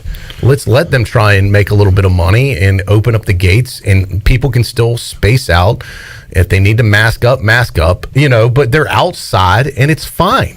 There's not going to be an issue with that. We're not asking people to, sit, on people's shoulders. I think you can do it in a safe way, and hopefully this week he'll come to his senses on that and allow these schools across the state, and not just the high schools. Also, places like East Carolina with the baseball stadium. Could impact baseball, could impact the upcoming spring game. There should be more than 100 people allowed to ECU baseball. It's absurd that they can only allow, and it's not ECU's fault. They're going by what the rules state right now. It's absurd that only 100 people can come to the game. There's plenty of room to space out. There's plenty of room to have a lot more people than that. And maybe it can't be max capacity, but boy, you could sure put in a couple thousand people in there and space out. That would be a very welcome change if that is the case, because again, I think ECU did a good job of getting 100 people there. It looked to be 100 there on Sunday. Yeah, and you even had, I mentioned it in hour one, the left field megaphone guys, the Pack the Jungle, those guys. I think they started Friday across the street at Stratford Arms. I noticed they moved early. They kept getting closer and closer to the stadium. And look, shout out to those guys, Brian Dilday and those guys. With I went to school with a lot of those guys. What loyal soldiers. Yeah. That Friday night, especially, to be out there, brutally the cold. Belk lot, still cheering and hollering. That's awesome. They're extremely loyal. But I did see that they're getting closer and closer to the stadium. So hopefully the next move, they'll be in the parking lot, like in the Jungle parking lot, and in the stadium. Well, they practically were, just outside of that area. So I'm thinking Jungle parking lot, then they go to the bullpen. Eventually, they're on the field. We're gonna have to get them off the field. Well, if you didn't have the Jungle parking lot fenced off like it was Central Prison, they probably would have been in that parking definitely lot. Yeah, because the other parking lots are instead open. they're just in the main ECU parking lot. Correct, right. So whatever reason, they have those gates in the Jungle lot, and they protect that like it's the which is actually where they were is closer to the field than the Jungle parking lot. Correct. So right. Figure it all out. Right. But as I said, I don't know why they fenced that one small lot off, but the rest of the lots are wide open. No fencing necessary. But we must protect the Jungle lot at all costs, Clip. It's the crown jewel. All right. Shirley, I think it's time to make somebody a winner right now. Booty, booty, booty, booty, booty everywhere. Booty, booty, booty, booty, booty everywhere. Halftime, as Troy D likes to say. It is halftime. Hour 3. This has been a fast half of the show. It has. It has. Good clock management, Clip. Time flies when you're talking about time. Someone that has struggled with clock management before, I want to commend you on your outstanding clock management. Trying to get the clock management part down. All right, Shirley, we are giving away free lunch at CPW's. And we're giving that away to caller 12. And that's all I have to say. Alrighty then. Let's do it right now. 317-1250. We'll be back. Watch the confetti. Oh, yeah. Yeah. There it is. Chandler, or did you? Oh! I feel like we won the championship in here. I unleashed the confetti, so you guys watch out in there, but I've already closed it up, so no more confetti. Oh, okay. All right, darn. We will. Yeah, because I was wondering what you were doing because there was no confetti on the screen. And y'all are just looking kind of silly on a with your delay. hands up. Yes. I'm the one that has to clean up the confetti, so I don't want that much confetti on the floor. So we're on a 30-second delay on this. Now we look like idiots. Yeah. Thanks, Chandler. Thanks, Chandler. Oh, sorry, guys. Before we didn't look like idiots. Now we do. We'll take a time out. Come back. More to go after this. In sports, if you think joy only happens after you win, think again. Look at the world's most successful athletes like Serena Williams, Brooks Koepka, and Alex Morgan. They don't spend all their days grinding away. They take time to enjoy themselves, like getting together with friends over a Michelob Ultra, because they know that happiness is the key to winning, and that joy is the whole game, not just the end game. Michelob Ultra. 95 calories, 2.6 grams of carbs. It's only worth it if you enjoy it. Enjoy responsibly. AB Michelob Ultra Light Beer, St. Louis, Missouri. UBE and PirateWear.com are proud to offer the Pirate Nation its largest inventory ever. Brand new Adidas is arriving daily, along with Under Armour, Columbia, and Russell Athletic. UBE is loaded with cargo, and new items are being added daily to PirateWear.com. Be sure to check out our children's store, The Crow's Nest, for all of your young pirates. UBE and PirateWear.com, an ECU tradition for 50 years. Go Pirates! It's bow time. There's something special about the first bite of a Bojangles Cajun filet biscuit. like an edible alarm clock that slaps you awake with bold Cajun flavor. The moment you sink your teeth into that soft, fluffy, made-from-scratch biscuit, then strike gold with a juicy piece of fried chicken, you'll know. Nothing beats the first bite. Except the second first bite. Get a Cajun filet biscuit combo for just $4.99. It's bow time. Find yourself working from home or at least spending more time there? Want some remodeling for your house or a fresh look? How about a new deck or screened-in porch to add livable space outside? Don't know who to call? Well, you do now. Call the professionals at R&R Remodeling. They've been serving the local community for 15 years. Ronnie and his crew can help you today. Call for a free quote, 252-286-4119, or visit R&R Remodeling on Facebook. R&R Remodeling, construction you can count on. Great food, great atmosphere, and great service is Ottavola Market Cafe. Ottavola is simply a restaurant that focuses on that, being a great restaurant. There's something for everyone at Ottavola. The menu offers a variety of great choices like pastas, pizzas, sandwiches, soups, salads, and seasonal rotating selections. Lunch or dinner, Ottavola is always the right call. Call ahead and get Ottavola to go, or stop by the bar for a drink with friends. It's simple. Come and eat at Ottavola Market Cafe, Red Banks Road next to Food Lion, and OttavolaMarket.com. Ottavola, Pirates supporting Pirates. In studio today with Messi, also known as Isaac Callis to his friends and family. Why F3? I come to F3 because it's really fun, it's really challenging, and I get to be challenged and pressured in a good way by me being the only 2.0 kid here going against the grown-ups, seeing what I can do, and I just come to have fun. One letter, one number, F3. Learn more today at f3enc.com.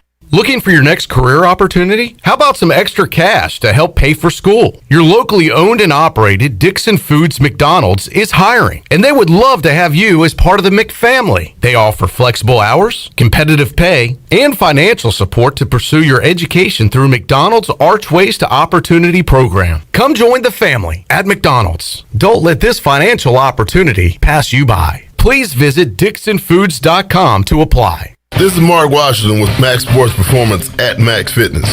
Our facility has reopened and is following all safety protocols. The best thing you can do to strengthen your immune system is, of course, to work out and exercise on a regular basis. I can assist you as your performance coach. You can also enjoy the benefits of a private facility. Avoid the crowds and work out at Max Fitness. Now is the time to get healthy. Max Fitness, just off Highway 43 in the old Ace Hardware Building behind Speedway in Greenville. Call me, Mark Washington, 902-4877. This is former ECU baseball player and mayor of Greenville, PJ Connolly, and you're listening to Pirate Radio, the voice of Pirate Nation.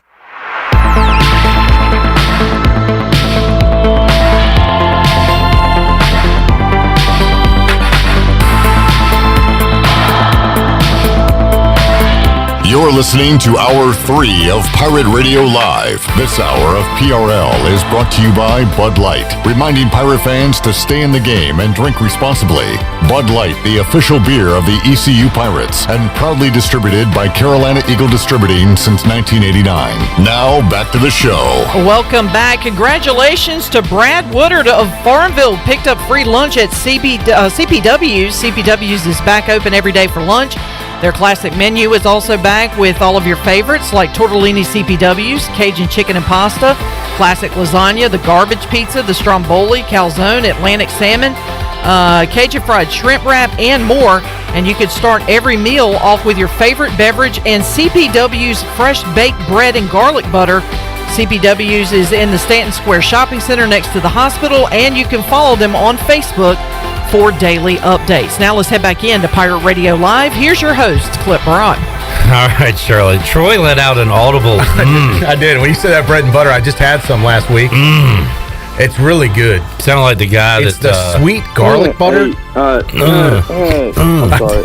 All right. Who's the guy you had on Live at 5 who goes around and eats at places and Oh, yes. On PBS. That is the older guy. He actually lives in the area. That was a great interview with him years ago. What is his name? I just want... Bill? Sure. Wait. I got to get... Now it's going to drive me crazy. It's the PBS food critic for UNC TV. I'm a ham man. Not that one. It was not Tony Collins. God, I just went blank on his name. That's someone calling to help us. Help us out. Facebook Live, Twitter, or give us a call. Let us know. He does. He goes around to restaurants across the state. But you had him on. We had a great interview with him. Yeah. Bob Gardner. That's it. Bob Gardner. Great dude. Thanks, Brad. Yeah, thank you, Brad. And he always ends, like, he'll take a bite and be like, like, he'll give you the And if he was a CPW, he's eating that bread with it's the bread's good, but the butter is unbelievable. It's almost what makes it, I think. And I know it's probably terrible for me, but it's good. Not a bad. I think I had to do a CPW's commercial doing that. In the commercial, Let's I had hear to your go, best. That's pretty good. That was very southern. Yeah. Yeah. We also have the old Chris Stansberry somewhere. Some kind of good. Yeah. We did have Stansberry, dude. Yeah. Oh boy. Yeah, that's That's an old school. That's an old school. I don't even know if that client's around anymore. Troy, you are you're working out, you're healthy, but not a bad idea for later in life. Maybe you could be a food critic. Go around. I kind of. You kind of already are an amateur of yes, right now. Right. I could do that. You get paid to do it? Yeah, that's right. I just don't do it. I don't get paid to do it. But I feel I can relate to, like, the common person. Like, I'm not trying to get all fancy. Like, I'll go to places that everybody likes to go to. Well, you're halfway there because about 90% of your Facebook posts of you eating somewhere. Yeah, that's true. So you're halfway there. Yeah, and I am a tea aficionado also, so I can rank them on their tea in addition to food. Question about that. You like unsweet tea? Yes, no sweetener in it whatsoever. It has no taste. It's flavored water is what it is, Clip, and it's healthy. How is some better than others? When it all tastes no. Oh, there's difference. There are difference. It's just like, honestly, it's just like if you have a Diet Pepsi. Some places, Diet Pepsi or Diet Coke or what, they taste different at different places depending on how the mix is, how the ice is. There is a difference in how much tea how many tea bags are in it, how long they keep it. There is an absolute difference in places on how they brew their tea and how it tastes. Okay. Some places have better tea than others. All right. I'm just saying it is different, and you can absolutely tell the difference when it's not sweetened. Now places do have different sweet tea depending on how much sugar they put in. Some places put more sugar than others, so that creates a difference for the sweet tea drinkers. But you can truly tell the taste of a tea when it's not polluted with sugar. I was going to say, if you are going to do a whole show, I would kind of branch out further than just unsweet tea. Right. No, that would just seems like a pretty short episode. Correct. Okay. Short career. How did he make it on the Food Network? He was the tea critic. The unsweet tea. It was guy. one episode. All right. No, but that'd be a fun second career. Being a food that's critic. what I'm saying. Yeah. And I look at the idiots they have, like, on Food TV. And I'm like, man, hey, I could be one of those idiots. Exactly. They don't have much talent. They just, let me take you to Flavor Town. Damn. Wow. come on. You're calling out Guy Fieri? The Adam guy is nothing special. Remember him? Oh, well, yeah, but I liked his show because it was just kind of entertaining. Yeah. Not so much what he was doing, because 90% of the food I could never eat. I'm just saying, I could be those guys, and I think I'd be a lot more entertaining than those guys. I know you think that. Okay. So here's a question for you. And you were going to be on my team, Clip. Every great team needs a wingman. What am I? Who am I? Well, you're my for the stuff I don't want to eat. I'd give it to you as a Clip. Try this. Tell me what you think. That would be part of the deal. Okay. It would be a good tandem deal. You could never have one of those shows because you have everything plain anyway. Right. That's why I'm saying I'm for a regular person. I don't need it all spicy and crazy and sauce and this and that. I would say I'm way more of a regular person than I keep things prim simple. and proper. I don't know. Simple. A little too simple. Shirley, what were you trying to say? I was going to say, my question was, since Troy brought up that would be a fun second career, what would be a fun second career for you, Clip? Well, the eating is really where I was going too. Good question. I don't know. Right now, all I'm thinking about is eating food. So I got to get out of that mindset. I guess something that Guy Fieri does. I mean, he literally just travels around the country and eats food. He goes around. I mean, basically, I can't imagine a better job than that's just awesome. Minus the food, I would do for me, a fun second career would be to travel to all sorts of different places, because there's all sorts of places. No, I don't know, because some of the food you don't want to eat. Like, I've always wanted to go to Ireland. I don't want to eat their food. Could I review fitted hats? Is there a market for that? Now that is something you'd be an expert on. You could do that. Oh, this brim, I tell you. What size are you, by the way? 7.5. All right. It's a I actually high knew quality that. brim. Now, would you? I guess if you You're shaved your head 7 like a crew cut, 3/8. it would be smaller, right? It's pretty clear 7.5. It is okay.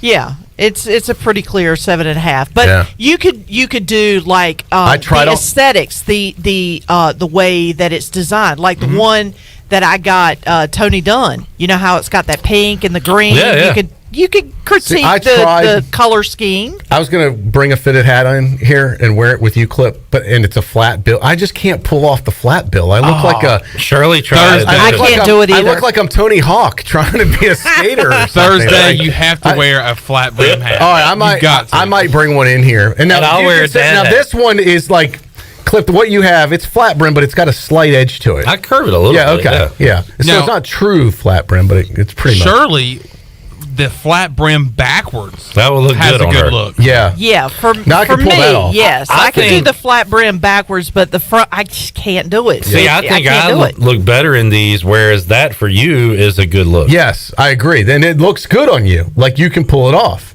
You've got a good shaped head. It's all about, yeah. It just doesn't work for me. And you also have the flow coming out the back of the hat, too, Yeah. which kind of But helps. why do it these helps a call? lot. How come all of a sudden this is considered a dad hat? I mean, what is that like? I just like it's just a comfortable feel, But they've gotten termed as dad hats, right? Yeah. Well, but see, I see college students Well, wear these. well, there's a lot of people that are dads, I guess, because I see more people wear hats like that than Yeah. people that wear hats like a that. lot of college kids must be dads nowadays. Yeah. They're starting earlier. Well, see, when I was growing up, we always curved our bills, as far as hats go, because you wanted to shield your. Well, I played baseball growing up when I was a child, so you wanted to shield your face from the sun, so you would curve your bill to keep the sun out of your face. Right. And so I just never got out of that That's what habit. athletes like me and you do, Shirley. We curve our bill to keep the sun All out. right. Well, okay. All right. I'm not going to go there because Clip just gave that look. No, yeah. You that played baseball a lot growing up, I'm sure. More than I did, yeah. All right, Troy, where do you put your belongings during the show? It's a great point, Clip. A lot of times if they're valuable. Do you have a lot of valuables on your desk right now? Sometimes. Well, you better go check on them. Yeah. Usually I try and keep them on my person. Correct. That's actually what keys, wallet. Correct. Kind of all If they're very valuable, got your I will keep it with me. phone. Yeah. Yes. Deion Sanders. My laptop's here with me. Prime time. This is a weird story. He was coaching his first game at Jackson State. Got off to a great start, 53-0. That's strong. Over some guy named Edward Waters. Yeah. That was the school. It was just a person. Just one guy named Edward getting crushed by Prime Times guys. Now, Primetime not as scared to roll up the score on somebody either. You mentioned it last week. I called that last week. Not afraid to run the score up. I saw it. Saw it coming. You knew he's going to. Now, you saw this headline, Troy, and for good reason you said, hey, why? This is being recycled. It's an old story. Yeah. Why are you bringing up an old story Correct. today? When I saw it last week. Because, Chandler, we talked about it when it happened. Primetime had his vehicle broken into. And they stole a boombox. They stole a boombox. Yeah. That was about a month ago, I remember. Deion Sanders that. and Troy D, the only people I know Which is pretty awesome. who have an 80s boombox. Yeah, I love a boombox. Side note, I had a friend give me a CD. I love beach music, and it was the Every General single Johnson day? and the chairman of the board. The compilation of all their greatest hits. Classic. It's a 2-set. And just a little more. And they didn't have a CD player, and it was brand new. I was like, oh man, I'll throw this. This is awesome. I still occasionally listening to music on a CD. Yeah. You can control the track. Everything doesn't have to be on your phone, because then you can blast it in your car. And there's something about I don't always have to have music on the phone. You have an aux cord? Just put that in and blast it. With your dad hat. But I love the fact that he had a boombox. Did he get the boombox back? Did we ever get an update on that? I don't recall him getting it back.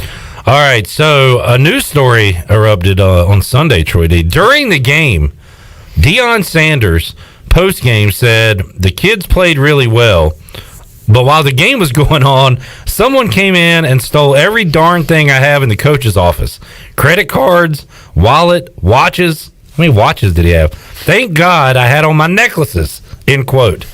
his items were stolen away from him.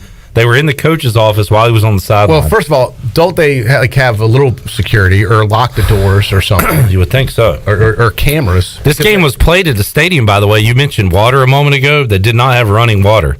Oh, wow. Because it had been so cold. Huh. And they still had the game at the stadium. Wow. Now, after the game, after the press conference, there was some confusion because the items were found. And people said, oh, they were just misplaced. But no, apparently they were stolen. And whoever stole them, I don't know if they got scared or what. Sometimes they'll return the items to the scene. The items were returned. Oh, wow. So he says, no, they were not misplaced or anything. They were taken out of a zip bag in his office. And but they were returned. So there's been a change to that story, because I know that initially they were saying that an assistant coach had moved them for safekeeping, and that Dion didn't know. He tweeted out, no, it was stolen, but they got it back. No. It was stolen out my personal bag in my office. My assistant caught the gentleman in the process of stealing, but she was alone. No miscommunication at all. So. Now I don't bring jewelry to work. Like, if you have real valuables, I don't really bring those to work. Like, I don't wear jewelry. But I'm saying, if you did, like, you had fancy watches or stuff, why are you bringing that and leaving it in your office anyway? I don't like to be the one to make up conspiracy theories, but Deion Sanders has a lot to do with Barstool, and Barstool is doing a documentary on the Jackson State football team's season. I think this is a publicity. They need a storyline. I thought, and that was my gut instinct too. After the first thing that was taken out of his truck, the boombox, that this could be a publicity stunt because everything was returned. Yeah, I just saw on Twitter. A real criminal's not going to return that stuff. Yeah, I just saw on Twitter where Barstool is doing a documentary on Jackson State's football season. So I just kind of thought that in my head the past 5 minutes, like, hey, could this be some kind of, Could be. Look, watch this documentary. He gets things stolen. I like that, Chandler. Don't believe everything you read. Yeah. But I've seen stories where, like, hey, you stole this item. It was my kids. They really want it back. And then, like, while nobody's looking, they'll come put it back on the doorstep. Yeah. I mean, that has happened before. I guess so. I don't know if that happened in this case, but prime time. Why is he leaving credit cards and stuff in his? I mean, that stuff like that's just a little weird to me. Yeah, well, I mean, you bring your wallet with you. Should you? Do you leave it laying out? No. Yeah. He should have it in his jacket on the sidelines or something. Right, yeah. Sure. Yeah, that makes or sense. lock it in his I'm glad he had box. his chains. Thank God I have my chains, though. But Thank his credit card and debit cards were stolen. Did he have 2 chains? Wow, this guy is hip. Thank you. Thank you. That's Kids good. like that one. That was for you youngsters out there. All right. I'll tell you what, Troy, we got to talk a little NASCAR. Yes, we do. And what a fun race yesterday. I like the road course. Oh, the road course at Daytona was awesome. Well, let's recap that. Talk about how our pool's going. That and more on the way as we recap a little NASCAR and wrap up today's edition of PRL. You've scammed me again. Tears. I have not scammed you. We'll talk about it. You got me, Clip Rock.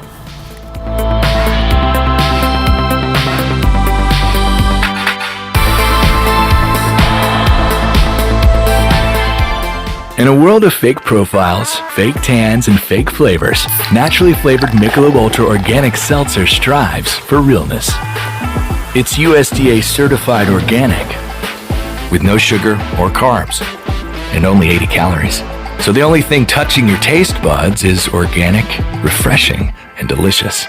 Michelob Ultra Organic Seltzer, as real as it tastes. Enjoy responsibly, not a low-calorie food. Anheuser-Busch Michelob Ultra Organic Seltzer, IRC Beer, St. Louis, Missouri 63118. Here with Mike Mullis from Fixed NC. And Mike, you were telling me the other day, people ask you all the time, I didn't know you did that. What does that mean? Anything that involves property damage repair, call us first. If it's your crawl space, you've got interior humidity issues, a water loss, your ice maker line breaks, obviously fire and smoke, everybody knows we do those. But anything that involves interior or exterior property damage, we're your repair experts. Mike, how can everybody get in touch with you? 252-999-0001 or fixednc.com. Introducing Tommy Club, the best car wash value anywhere. Starting at just $19.99 a month, you can wash your car as often as you like, and also take advantage of our express lanes exclusively for Tommy Club members. You can enjoy a gentle belt conveyor ride to a spot-free shine faster and as often as you like when you're a member of Tommy Club. Plus, our vacuums and mat washers are always free. We're Tommy's Express. Tommy's Express Wash, now open on the corner of Greenville Boulevard and Red Banks Road in Greenville. Warren's Hot Dog Pizza, homemade lemonade. Hey, Pirate Nation, Warren's Hot Dogs, 2 locations are open for business in Greenville and Chocowinity. Both locations have drive-through windows, so stop by today for hot dogs, pizzas, subs, apple and peach turnovers, homemade lemonade, and breakfast in Chocowinity, featuring homemade cheese, ham, and chicken biscuits, plus sausage dogs and more. Warren's in Greenville, across from Ron Ayers Motorsports, and in Chocowinity, next to the fire department. Warren's Hot Dogs. Want some? Get some. For years, Callie Ann Phelps has been singing about Phelps Chevrolet. Phelps Chevrolet is the one for you. Low prices, service too.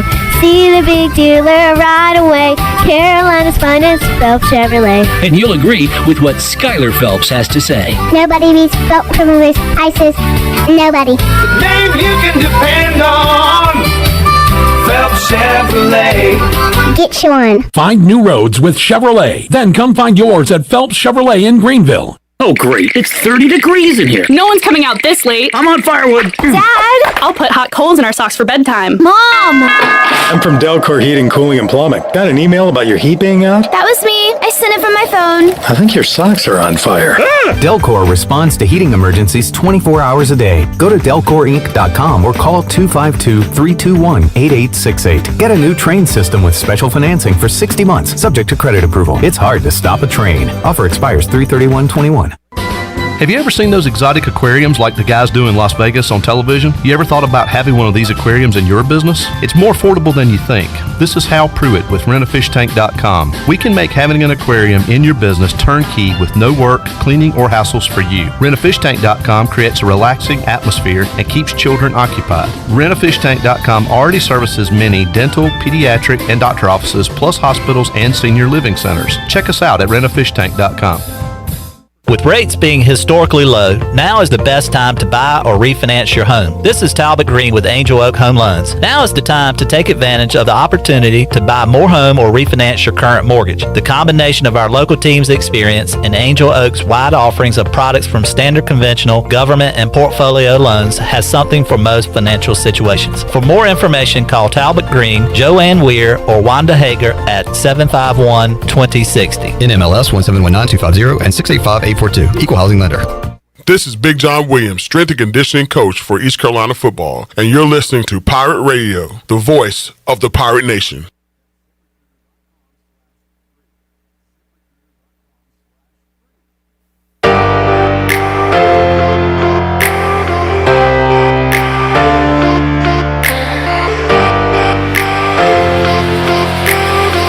You're listening to Hour 3 of Pirate Radio Live. This hour of PRL is brought to you by Bud Light, reminding Pirate fans to stay in the game and drink responsibly. Bud Light, the official beer of the ECU Pirates, and proudly distributed by Carolina Eagle Distributing since 1989. Now, back to the show. Welcome back. University PC Care has been Pirate Nation's go-to IT expert since 2006. University PC Care are the local tech support experts for any business needs. Let University PC Care take care of it so you can take care of business. Visit universitypccare.com to learn more today. Now let's head back in to Pirate Radio Live. Here's your host, Clip Rock. All right, a few minutes to go here on a Monday edition of PRL. Looking at the week ahead, we've got Jake Agnos joining us on Tuesday. We'll talk to the former Pirate lefty. I know he's dying to get back on the field as he has not played baseball in a long, long time. Yeah.